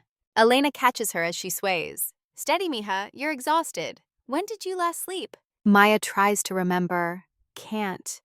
The last few days blur together. Planning, climbing, fighting, surviving. Sleep wasn't an option, but now, with adrenaline fading, exhaustion crashes over her like a wave. We need to get her somewhere safe. Sarah's voice carries concern. Somewhere she can rest. Blake speaks up, his voice uncertain but genuine. My apartment. It's not much anymore, but it's secure. You're all welcome. They take him up on it, too tired to argue, too drained to plan next moves. They need shelter. They need rest. Blake Morrison's half-empty apartment becomes their refuge. 6 hours later, Maya wakes on Blake's couch. Afternoon light slants through windows. She's covered with a blanket that smells like Elena, like coffee and kindness. She sits up slowly. Her entire body aches.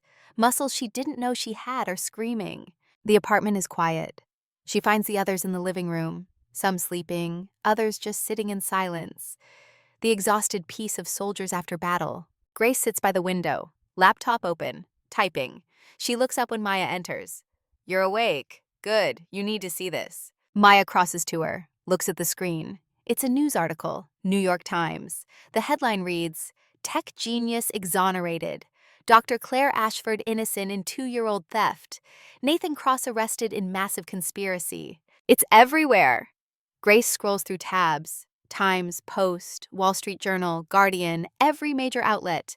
They're calling you a hero, calling Nathan a monster. The narrative is shifting. Maya reads the articles, sees her name cleared, sees Samuel's honor restored, sees Nathan's empire burning. It should feel like victory. It does feel like victory, but also like grief, because this doesn't bring Samuel back, doesn't give her those 2 years, doesn't undo the damage. How do you feel? Grace asks quietly. I don't know. Maya sits beside her. Victorious, sad, relieved, angry that it took this long, all of it at once. Grace nods, closes her laptop. That's called being human. Multiple contradictory feelings existing simultaneously. It's normal. You sound like a therapist. My mom made me go to therapy after she got sick. After my dad essentially abandoned us for his company. Grace's voice is matter-of-fact. Taught me that feelings aren't problems to solve. They're information to process. Your mom sounds wise. She was. Grace's eyes shine. She died thinking I'd be okay, thinking my dad would step up. But he didn't. Not until you forced him to see what he'd become. I didn't force anything. I just solved a puzzle. You did more than that. You showed him truth. And truth is the most powerful force there is. They sit in comfortable silence. Two women who barely know each other, but are bound by shared danger, shared purpose, shared understanding that some things matter more than safety. Blake emerges from his bedroom. He's showered, changed clothes, looks more human than he has in weeks. He sees Maya and Grace sitting together. Something vulnerable crosses his face. Hope, maybe. Or fear of hope. You're awake, he addresses Maya. Are you okay? Do you need anything? Just answers. Maya stands. What happens now? Blake looks around the room. At the sleeping forms of Elena, Rosa, Sophia. At Sarah reviewing files on her tablet. At Brennan making quiet phone calls in the corner. Now we rebuild, all of us. Together or separately. But we rebuild. That's not very specific. Blake almost smiles. No, but it's honest. For the first time in my life, I don't have a plan. Don't have a strategy. Don't have a performance ready. I just have the truth. I'm broke, I'm unemployed, my reputation is destroyed. But I'm not alone. And that's more than I had a week ago. Grace stands, joins her father. You have me, Dad? If you want me. Blake's face crumples. He catches himself, straightens. When he speaks, his voice is rough. I want nothing more than to have you in my life. To earn the right to call myself your father. To be someone you're proud of instead of ashamed of. Then start today. Grace's voice is firm but kind. Start right now. Every day you get to choose. They embrace. Awkward at first, then tighter.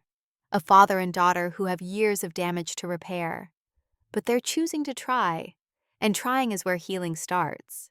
3 days later, they gather for a press conference. FBI headquarters, Manhattan. The room is packed with journalists, cameras, questions shouted before anyone speaks. Agent Martinez stands at the podium. Beside her, Maya, still wearing simple clothes, still looking more like a server than a genius. But her posture has changed. She's not hiding anymore, not making herself small. She's present, visible, here. Martinez speaks first. 3 days ago, federal agents arrested Nathan Cross on Stormhaven Isle. Mr. Cross has been charged with espionage, wire fraud, conspiracy, and multiple counts of cybercrime. The investigation is ongoing, but we have sufficient evidence to ensure conviction. She pauses, looks at Maya. But that's not why we're here today. 2 years ago, Dr. Claire Ashford was accused of theft and treason. Her mentor, Dr. Samuel Ashford, was destroyed by those accusations. He took his own life believing his protégé had betrayed him. Martinez's voice strengthens. Those accusations were false. Dr. Claire Ashford is innocent. She was framed by Nathan Cross as part of a larger criminal enterprise. We owe her an apology. The Bureau, the Justice Department, and the nation.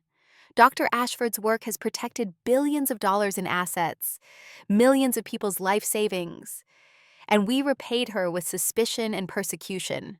The room erupts, questions shouted, cameras flashing. Martinez raises her hand for silence. Dr. Ashford has agreed to make a brief statement. After that, we'll take questions. Maya steps to the microphone. She's not used to this, to being seen, to being believed.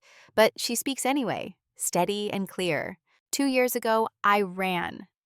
I was innocent, but I ran because fighting seemed impossible, because the evidence against me was perfect, because I was alone and terrified and didn't know how to prove truth when lies were so well constructed. She pauses, breathes. I became Maya Bennett. I worked as a waitress. I made myself invisible. I hid from the world and from myself, and I was slowly dying inside. Then Blake Morrison put an impossible puzzle in front of me and challenged me to solve it. He didn't know who I was, didn't know what I'd lost.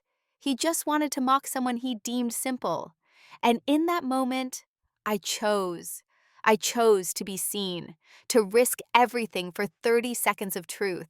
Her voice strengthens. That choice changed everything, not just for me, for 8 people who decided to stand together against evil.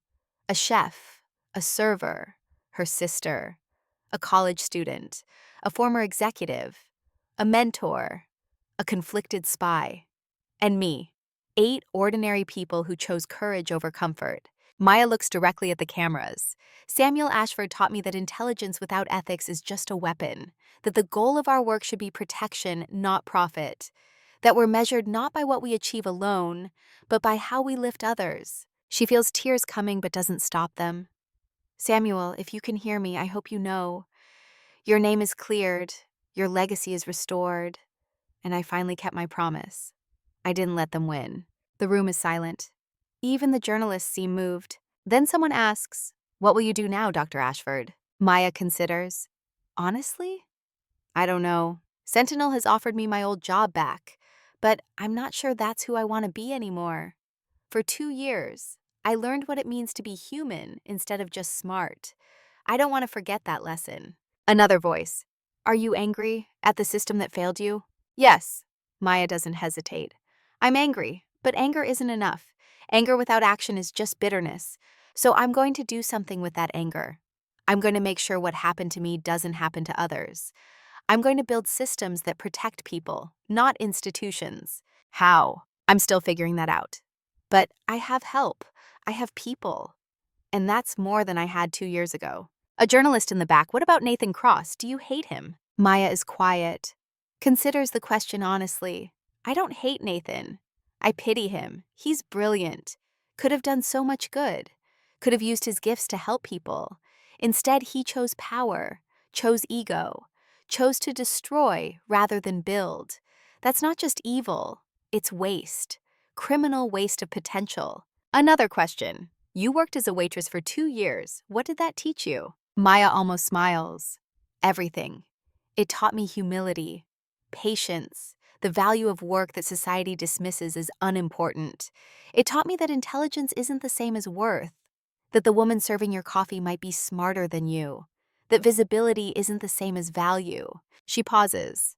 Most importantly, it taught me what it means to be invisible, to move through the world unnoticed, to be essential but dismissed.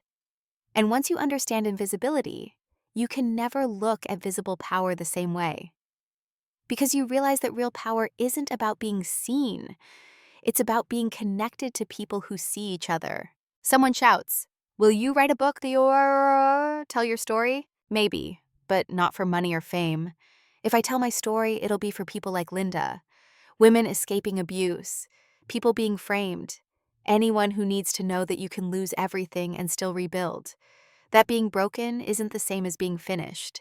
The questions continue, some hostile, some supportive, some just curious. Maya answers all of them.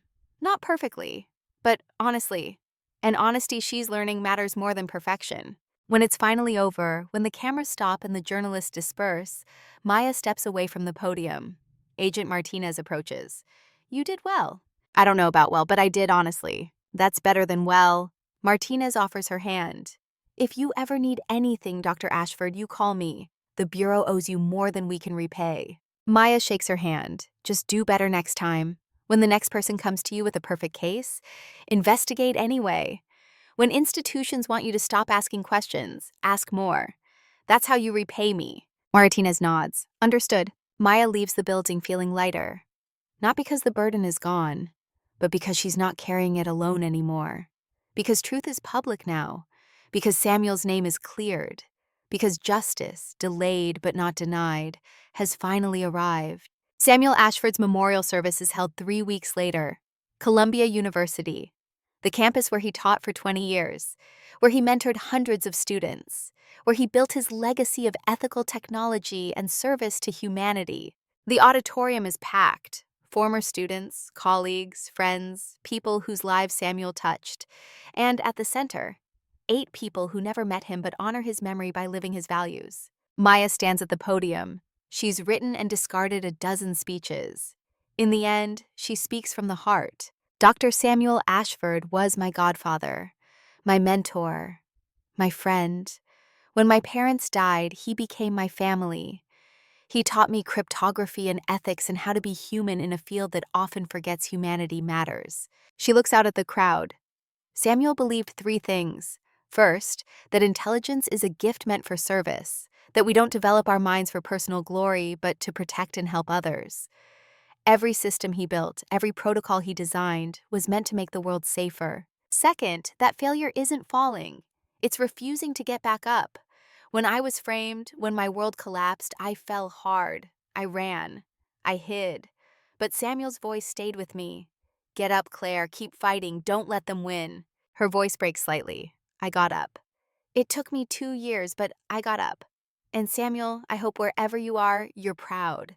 Not of the genius, not of the achievement, but of the choice to stand. Third, she continues, Samuel believed we need each other. That isolated brilliance is just lonely expertise. That real strength comes from community, from choosing to be vulnerable with people who see us, from building connections that matter more than accomplishments. Maya gestures to the 7 people sitting in the front row. For 2 years, I was alone because I thought alone was safer. Then these people chose me. They protected me when I was powerless. They stood with me when standing was dangerous.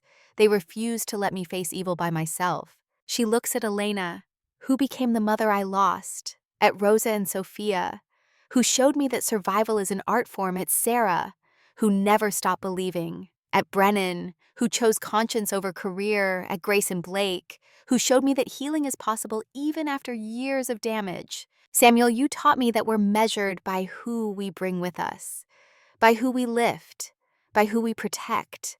These people lifted me, and I hope I lifted them in return. She wipes her eyes. Your name is cleared, your legacy restored. But more than that, your values live on. In me, in them, in everyone you taught to care more about being good than being great. She pauses, looks at the ceiling as if seeing through it to something beyond. I miss you every day. Miss your laugh. Miss your terrible jokes. Miss the way you'd make me tea when I was stressed. Miss knowing there was someone in the world who believed in me unconditionally. Her voice strengthens. But you taught me that grief isn't the absence of someone. It's love with nowhere to go. So I'm putting that love into the world, into my work, into my students, into the people you would have helped if you were still here. She grips the podium. This isn't goodbye, Samuel. It's a promise. I'll keep teaching what you taught me. I'll keep protecting people the way you protected me. I'll keep choosing ethics over expedience, people over profit, truth over comfort. Not because it's easy, because you showed me it's right. Maya steps down. The applause is thunderous, but she barely hears it. She's crying now, really crying. 2 years of held grief finally released in this space that honors the man who shaped her. People approach afterward, so many people, each with a story about Samuel. An elderly professor. Samuel hired me when no one else would. I was 65, considered too old, but he said wisdom doesn't have an expiration date. A young woman, maybe 25. He was my thesis advisor. When I got pregnant, everyone said I should drop out. He said I should do whatever I needed to be both a mother and a scientist. He helped me find childcare, helped me navigate the system. I graduated because of him. A man in his 40s, veteran. Samuel gave me a job at Hyperion when I came back from Afghanistan with PTSD. Didn't care that I couldn't work regular hours. Said flexibility was a strength, not a weakness. He saved my life. Story after story, person after person. Samuel's impact spreading like roots through soil, invisible but essential, holding everything together. Margaret Ashford stands nearby, listening, tears streaming down her face. After the last person leaves, she approaches Maya again. I didn't know. Margaret's voice breaks. I knew he was good, but I didn't know how many lives he touched, how many people he saved just by being kind. Maya takes her hand. That was Samuel. He helped quietly, without recognition, without needing credit. He just helped because helping was what good people do. Margaret squeezes Maya's hand. He loved you like a daughter, talked about you constantly, was so proud of you. I hope he still is, wherever he is. He is. Margaret's voice is certain. Because you're living the life he hoped you would. Not perfect, not without struggle, but authentic, ethical, human. That's all he ever wanted for you. They embrace again. 2 women connected by love for a good man taken too soon. 2 women choosing to carry his values forward. 2 women refusing to let death have the final word. 6 weeks after Stormhaven, Maya makes a decision. She meets director Patricia Voss in a coffee shop. Neutral territory, public space. Voss looks older than Maya remembers, more tired, the weight of institutional failure showing in new lines around her eyes. Dr. Ashford. Voss's voice is formal. Thank you for meeting me. You said it was important. Voss takes a breath. I want to offer you your old position at Sentinel. Full reinstatement, full salary restoration, full pension. Your office is waiting, your team is ready. We need you. Maya sips her coffee, considers. Why? Because you're the best. Because the systems you built still protect billions. Because we failed you and want to make it right. Do you? Maya's voice is gentle but firm. Want to make it right? Or want to restore Sentinel's reputation? Voss flinches. Both. Is that wrong? Not wrong. Just insufficient. Maya sets down her cup. Director, 2 years ago, your organization chose to protect itself instead of seeking truth. You had evidence that didn't fit the narrative. You ignored it.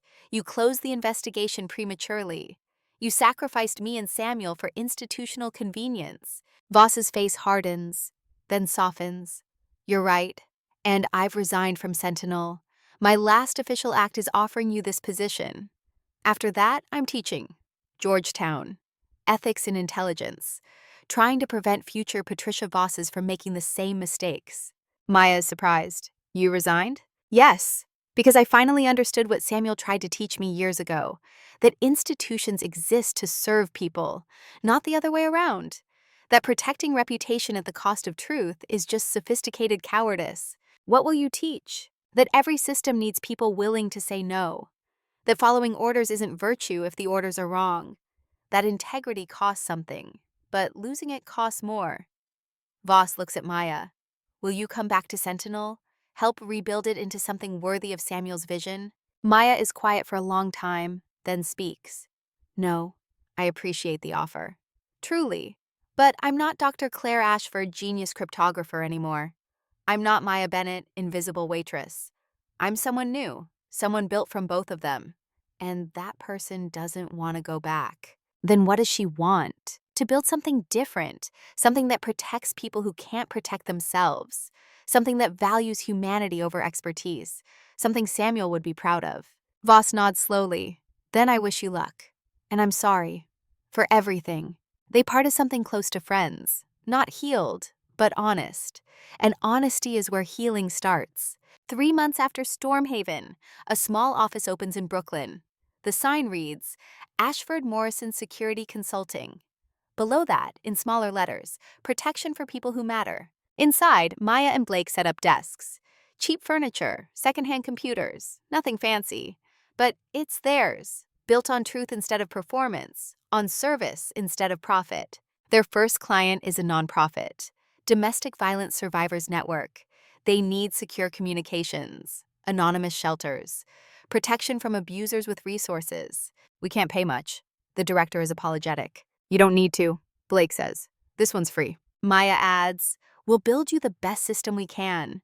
Not because it's profitable, because it matters. They work side by side, Blake learning, Maya teaching. It's awkward at first. Years of Blake's arrogance creating barriers. But they're both trying, both choosing to be better than they were. Grace works part-time, still in school but handling their digital forensics. Sarah consults on security protocols. Brennan advises on threat assessment. The team grows organically. People who want to use their skills for good instead of profit. Elena opens her restaurant the same week. Las Hermanas, the sisters. Small place in Queens. 20 tables. Simple menu. Food made with love instead of pretension. Opening night, all of them gather. Maya, Blake, Grace, Sarah, Brennan, Rosa, Sophia, sitting around a table in Elena's kitchen while she cooks. Not as clients, as family. This is what victory looks like, Elena says, placing food in front of them. Not fame, not fortune, but people you love eating food you made with your own hands. Rosa adds, and knowing you survived, that you're here, that you chose each other. Sophia raises her glass. To Las Hermanas, blood and chosen both. They toast, drink, eat, laugh, tell stories about Stormhaven that get funnier with distance, the terror fading into absurdity, the impossible mission that somehow worked. Blake's phone rings. He looks at the caller ID, goes pale, excuses himself, returns 5 minutes later, face unreadable. Grace asks, who was it? My ex-wife's sister. Blake sits heavily. Grace's aunt. She says Mom's estate is settled. There's money, not much, but some. She wanted me to know Grace is the beneficiary. Grace's eyes fill. Mom left me money, everything she had. Blake's voice breaks. She protected you, even after she was gone, even knowing I wouldn't. Dad, Grace takes his hand. You're protecting me now. That's what matters. Blake squeezes her hand, unable to speak. Just holding on to his daughter like she's the only real thing in a world of illusions. Maya watches them, thinks about fathers and daughters, about Samuel, who was her father in every way that mattered, about how family isn't always blood, how sometimes the people who choose you matter more than the people who made you. That night, walking back to her apartment, Maya feels something unfamiliar. Contentment. Not happiness exactly, but the quiet satisfaction of living according to values, of building something that matters, of being surrounded by people who see her. Her phone buzzes, unknown number. She almost doesn't answer, then does. Dr. Ashford, a young woman's voice. My name is Yara. I'm a student at Columbia. I read about you, about what happened, about what you did. Okay, Maya says, uncertain. I'm studying computer science. But I also write poetry, and everyone says I have to choose, that I can't be both technical and creative. But you were both. You were a genius and a waitress. You were brilliant and human.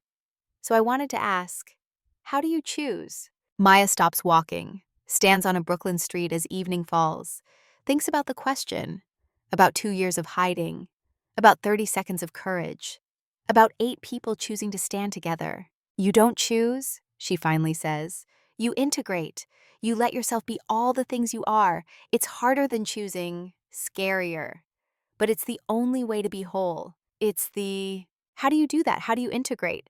By surrounding yourself with people who see all of you, who don't demand you be just one thing, who love your complexity instead of fearing it. There's silence, then, thank you, that helps. They talk for 20 more minutes, Yara asking questions, Maya answering honestly, sharing not just technical knowledge, but life wisdom, the kind Samuel gave her, the kind she now gives forward. When the call ends, Maya feels something shift. This is what she's meant to do, not build systems in isolation, but teach, guide, help the next generation avoid the trap she fell into. She calls Sarah. Are you still teaching at the community college? Yes. Why? Do you need a guest lecturer? Someone to teach practical cryptography? Sarah laughs. Are you offering? I'm asking. I don't have teaching credentials, don't have experience, but I know the work, and I think I could help. You'd be perfect. Sarah's voice is warm. When can you start? Tomorrow? Tomorrow it is. 6 months after Stormhaven, Maya stands in front of 25 students, community college, evening class, working adults going back to school, single parents, immigrants, people who didn't have the advantages Maya had but have just as much potential. She's nervous. Teaching is different than doing, requires different skills, different patience, but she remembers how Samuel taught her, with kindness, with high standards, with belief that she could be more than she was. Good evening, my name is Maya Ashford. I'm going to teach you practical cryptography, not theoretical, not academic, the real tools you need to protect yourself and others in a digital world. A student raises his hand. Young guy, late 20s. Are you the Dr. Ashford? The one who took down Nathan Cross? Maya hesitates, then nods. Yes, but that's not why I'm here. I'm here because what I know shouldn't stay locked in government labs and corporate offices. It should belong to everyone who needs it. Another student, older woman, 50s. Why teach here? Why not MIT or Stanford? Because the people who need protection most aren't at MIT. They're here, working 2 jobs, raising kids alone, trying to escape abusive situations, trying to build better lives. You're the ones who need these skills. The class is quiet. Then the older woman speaks. Okay, teach us. Maya teaches. It's hard. She has to translate complex concepts into simple language, has to remember that not everyone has her background, has to be patient when people struggle with ideas that seem obvious to her. But she loves it. Loves watching people understand, loves seeing the moment when abstract theory becomes practical tool, loves knowing she's giving people power to protect themselves. After class, the older woman approaches. My name is Linda. I'm leaving my husband. He's been tracking me, reading my emails, following me. I need to disappear digitally. Can you teach me that? Maya doesn't hesitate. Yes, stay after next week. I'll show you everything you need. Linda's eyes fill. Thank you. You don't know what this means. I do. Maya's voice is gentle. I disappeared for 2 years. I know exactly what it means. They talk for an hour, Maya teaching Linda how to cover digital tracks, how to create new accounts, how to protect her communications, how to vanish without leaving breadcrumbs. When Linda leaves, Maya feels the same satisfaction she felt solving complex cryptography, but deeper, more human. This isn't about being the smartest. It's about being useful. It's about service. Sarah finds her afterward. How'd it go? Good. Hard. But good. Maya packs her materials. I want to do more of this. You should. Sarah smiles. You're a natural teacher, just like Samuel. The comparison makes Maya's chest tight. That's the best thing anyone's ever said to me. 1 year after Stormhaven, they gather at Elena's restaurant for an anniversary dinner. All 8 of them, plus some additions. Yara, the student Maya mentors, Linda, who successfully escaped her abuser, a few clients from the consulting firm, people whose lives were touched by their choice to stand together. Elena has closed the restaurant to the public. Tonight, it's just family. She's cooked a feast, dishes from her childhood in Mexico, recipes passed down from her grandmother, food made with memory and love. They sit around a long table, crowded, noisy, perfect. Grace brings her boyfriend. Brennan brings his daughter, who he's rebuilding a relationship with. Blake looks healthier, sober, present, like a man who finally stopped performing and started living. Elena raises her glass. 1 year ago, we went to an island. We faced evil. We could have died, but we chose each other instead. And because of that choice, we're here, alive, together, changed but not broken. Sophia adds, "We are stronger because we didn't try to be strong alone." Rosa says, "We survived because we loved each other more than we feared dying." Sarah offers, "We won because we believe truth matters more than safety." Brennan contributes, "We succeeded because we finally chose the right side." Grace says simply, "We're here because we gave each other second chances." Blake's voice shakes.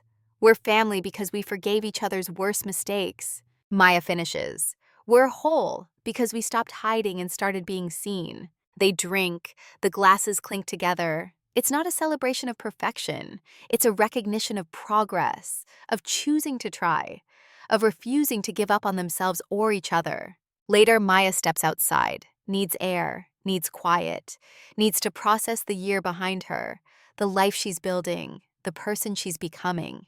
Blake joins her, hands in pockets, looking older but better. "Can I tell you something?" "Of course." "A year ago, I wanted to die, not actively, but passively. I wanted to fade away, to be forgotten, to stop existing because existing hurt." Maya waits, lets him speak. "Then Grace called. Then you showed up. Then 7 people chose to stand with me even though I'd given them no reason to. And suddenly dying seemed wasteful. Because if people were willing to risk their lives for me, the least I could do was try to be worth it." He looks at her. "I'm still trying. Every day I fail sometimes. But I'm trying. And that's because of you. Because you showed me that being seen is worth the risk. You showed me something too." Maya's voice is quiet. "You showed me that people can change, that redemption is possible, that the worst version of yourself isn't the final version." They stand in comfortable silence. Two people who should be enemies, united by the understanding that growth is possible but never finished. Back inside, Elena is telling stories, making everyone laugh. This is her gift, not just cooking, but creating space where people feel safe, feel valued, feel home. Maya watches her, thinks about how Elena saved her life 2 years ago by simply being kind, by asking no questions, by offering sanctuary when Maya was desperate, and how that kindness rippled outward until it saved 8 people, until it changed the world in small but real ways. She thinks about Samuel, about his belief that intelligence should serve humanity, that the best use of skill is protection, that we're measured by who we lift. She's living his values now, teaching students, building systems that protect vulnerable people, choosing service over profit, choosing community over isolation, choosing to be seen in all her complicated humanity. It's not perfect. She still has nightmares about Nathan, still has days when she wants to hide, still struggles with the weight of being visible. But she's not running anymore, not hiding anymore. She's here, present, building a life that honors both the genius she was and the waitress she became. The evening ends. People leave in small groups, hugs and promises to see each other soon.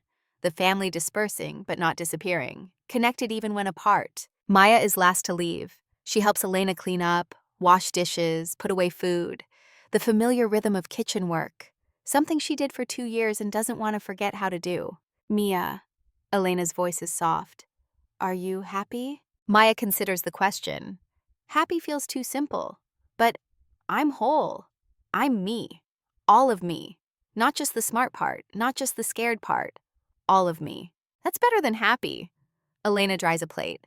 Happy comes and goes. Whole is forever. They finish cleaning. Elena locks up the restaurant. They walk together to the subway. 2 women. Different ages, different backgrounds, different lives, but bound by shared experience, by the choice to stand together when standing alone would have been easier. At the station, they hug goodbye. Elena heading to Queens, Maya heading to her apartment in Brooklyn. Separate directions, but still connected. Maya rides the train alone. The car is half empty, late enough that the rush is over. She looks at her reflection in the dark window, sees a woman who looks like Dr. Claire Ashford and Maya Bennett, and someone entirely new, someone integrated, someone whole. Her phone buzzes. Text from Grace. "Thanks for tonight. Thanks for everything. Thanks for showing me and Dad that change is possible." Maya texts back. "You showed me too. We showed each other."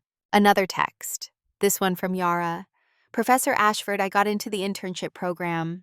They said my portfolio stood out because it integrated technical skill with creative thinking. Thank you for teaching me that was okay. Maya smiles, texts back, you did the work, I just gave permission. Be proud of yourself. The train pulls into her station. Maya gets off, walks through Brooklyn streets toward home. The city is alive even this late.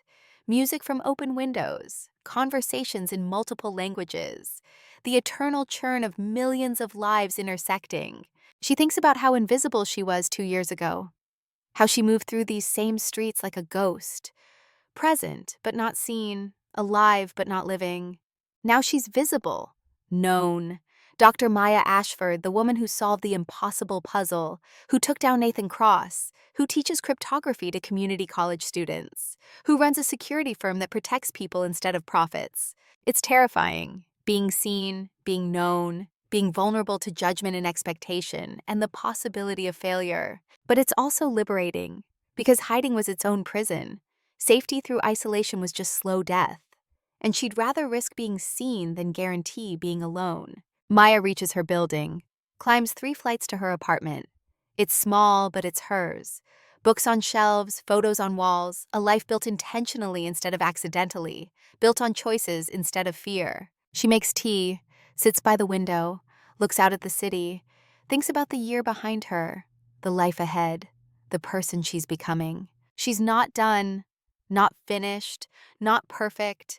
She still has work to do, systems to build, students to teach, clients to protect, relationships to nurture, herself to figure out. But she's not running, not hiding, she's here, present, building, growing, becoming. And that's enough. For tonight, for this moment, being here is enough. Being whole is enough. Being Maya Ashford, all of her, imperfect and complicated and trying, is enough. She whispers to Samuel's memory one last time. I kept my promise. I got up. I kept fighting. I chose to be seen. And I'm using everything you taught me to help others. She imagines his response. Something about being proud, about her becoming who she was meant to be, about intelligence and service to humanity being the highest calling. Then she sets down her tea, opens her laptop, starts preparing tomorrow's lecture. Because that's who she is now. A teacher, a protector. A woman who chose to stand when falling would have been easier. The city continues its eternal motion outside her window. Millions of lives. Each one thinking they're alone. Each one actually connected in ways they can't see. And Maya Ashford, who was Dr. Claire Thorne, who became Maya Bennett, who is now somehow all three and none of them, sits in her small apartment and lets herself believe. Not in perfection. Not in certainty. Not in happy endings that tie everything up neatly. But in the simple radical truth that trying matters, that showing up matters, that choosing to be seen matters, that standing with others matters, that being human, in all its complicated, messy, beautiful difficulty, matters more than being perfect ever could. And sometimes that belief is enough to build a life on. Sometimes enough is everything. End.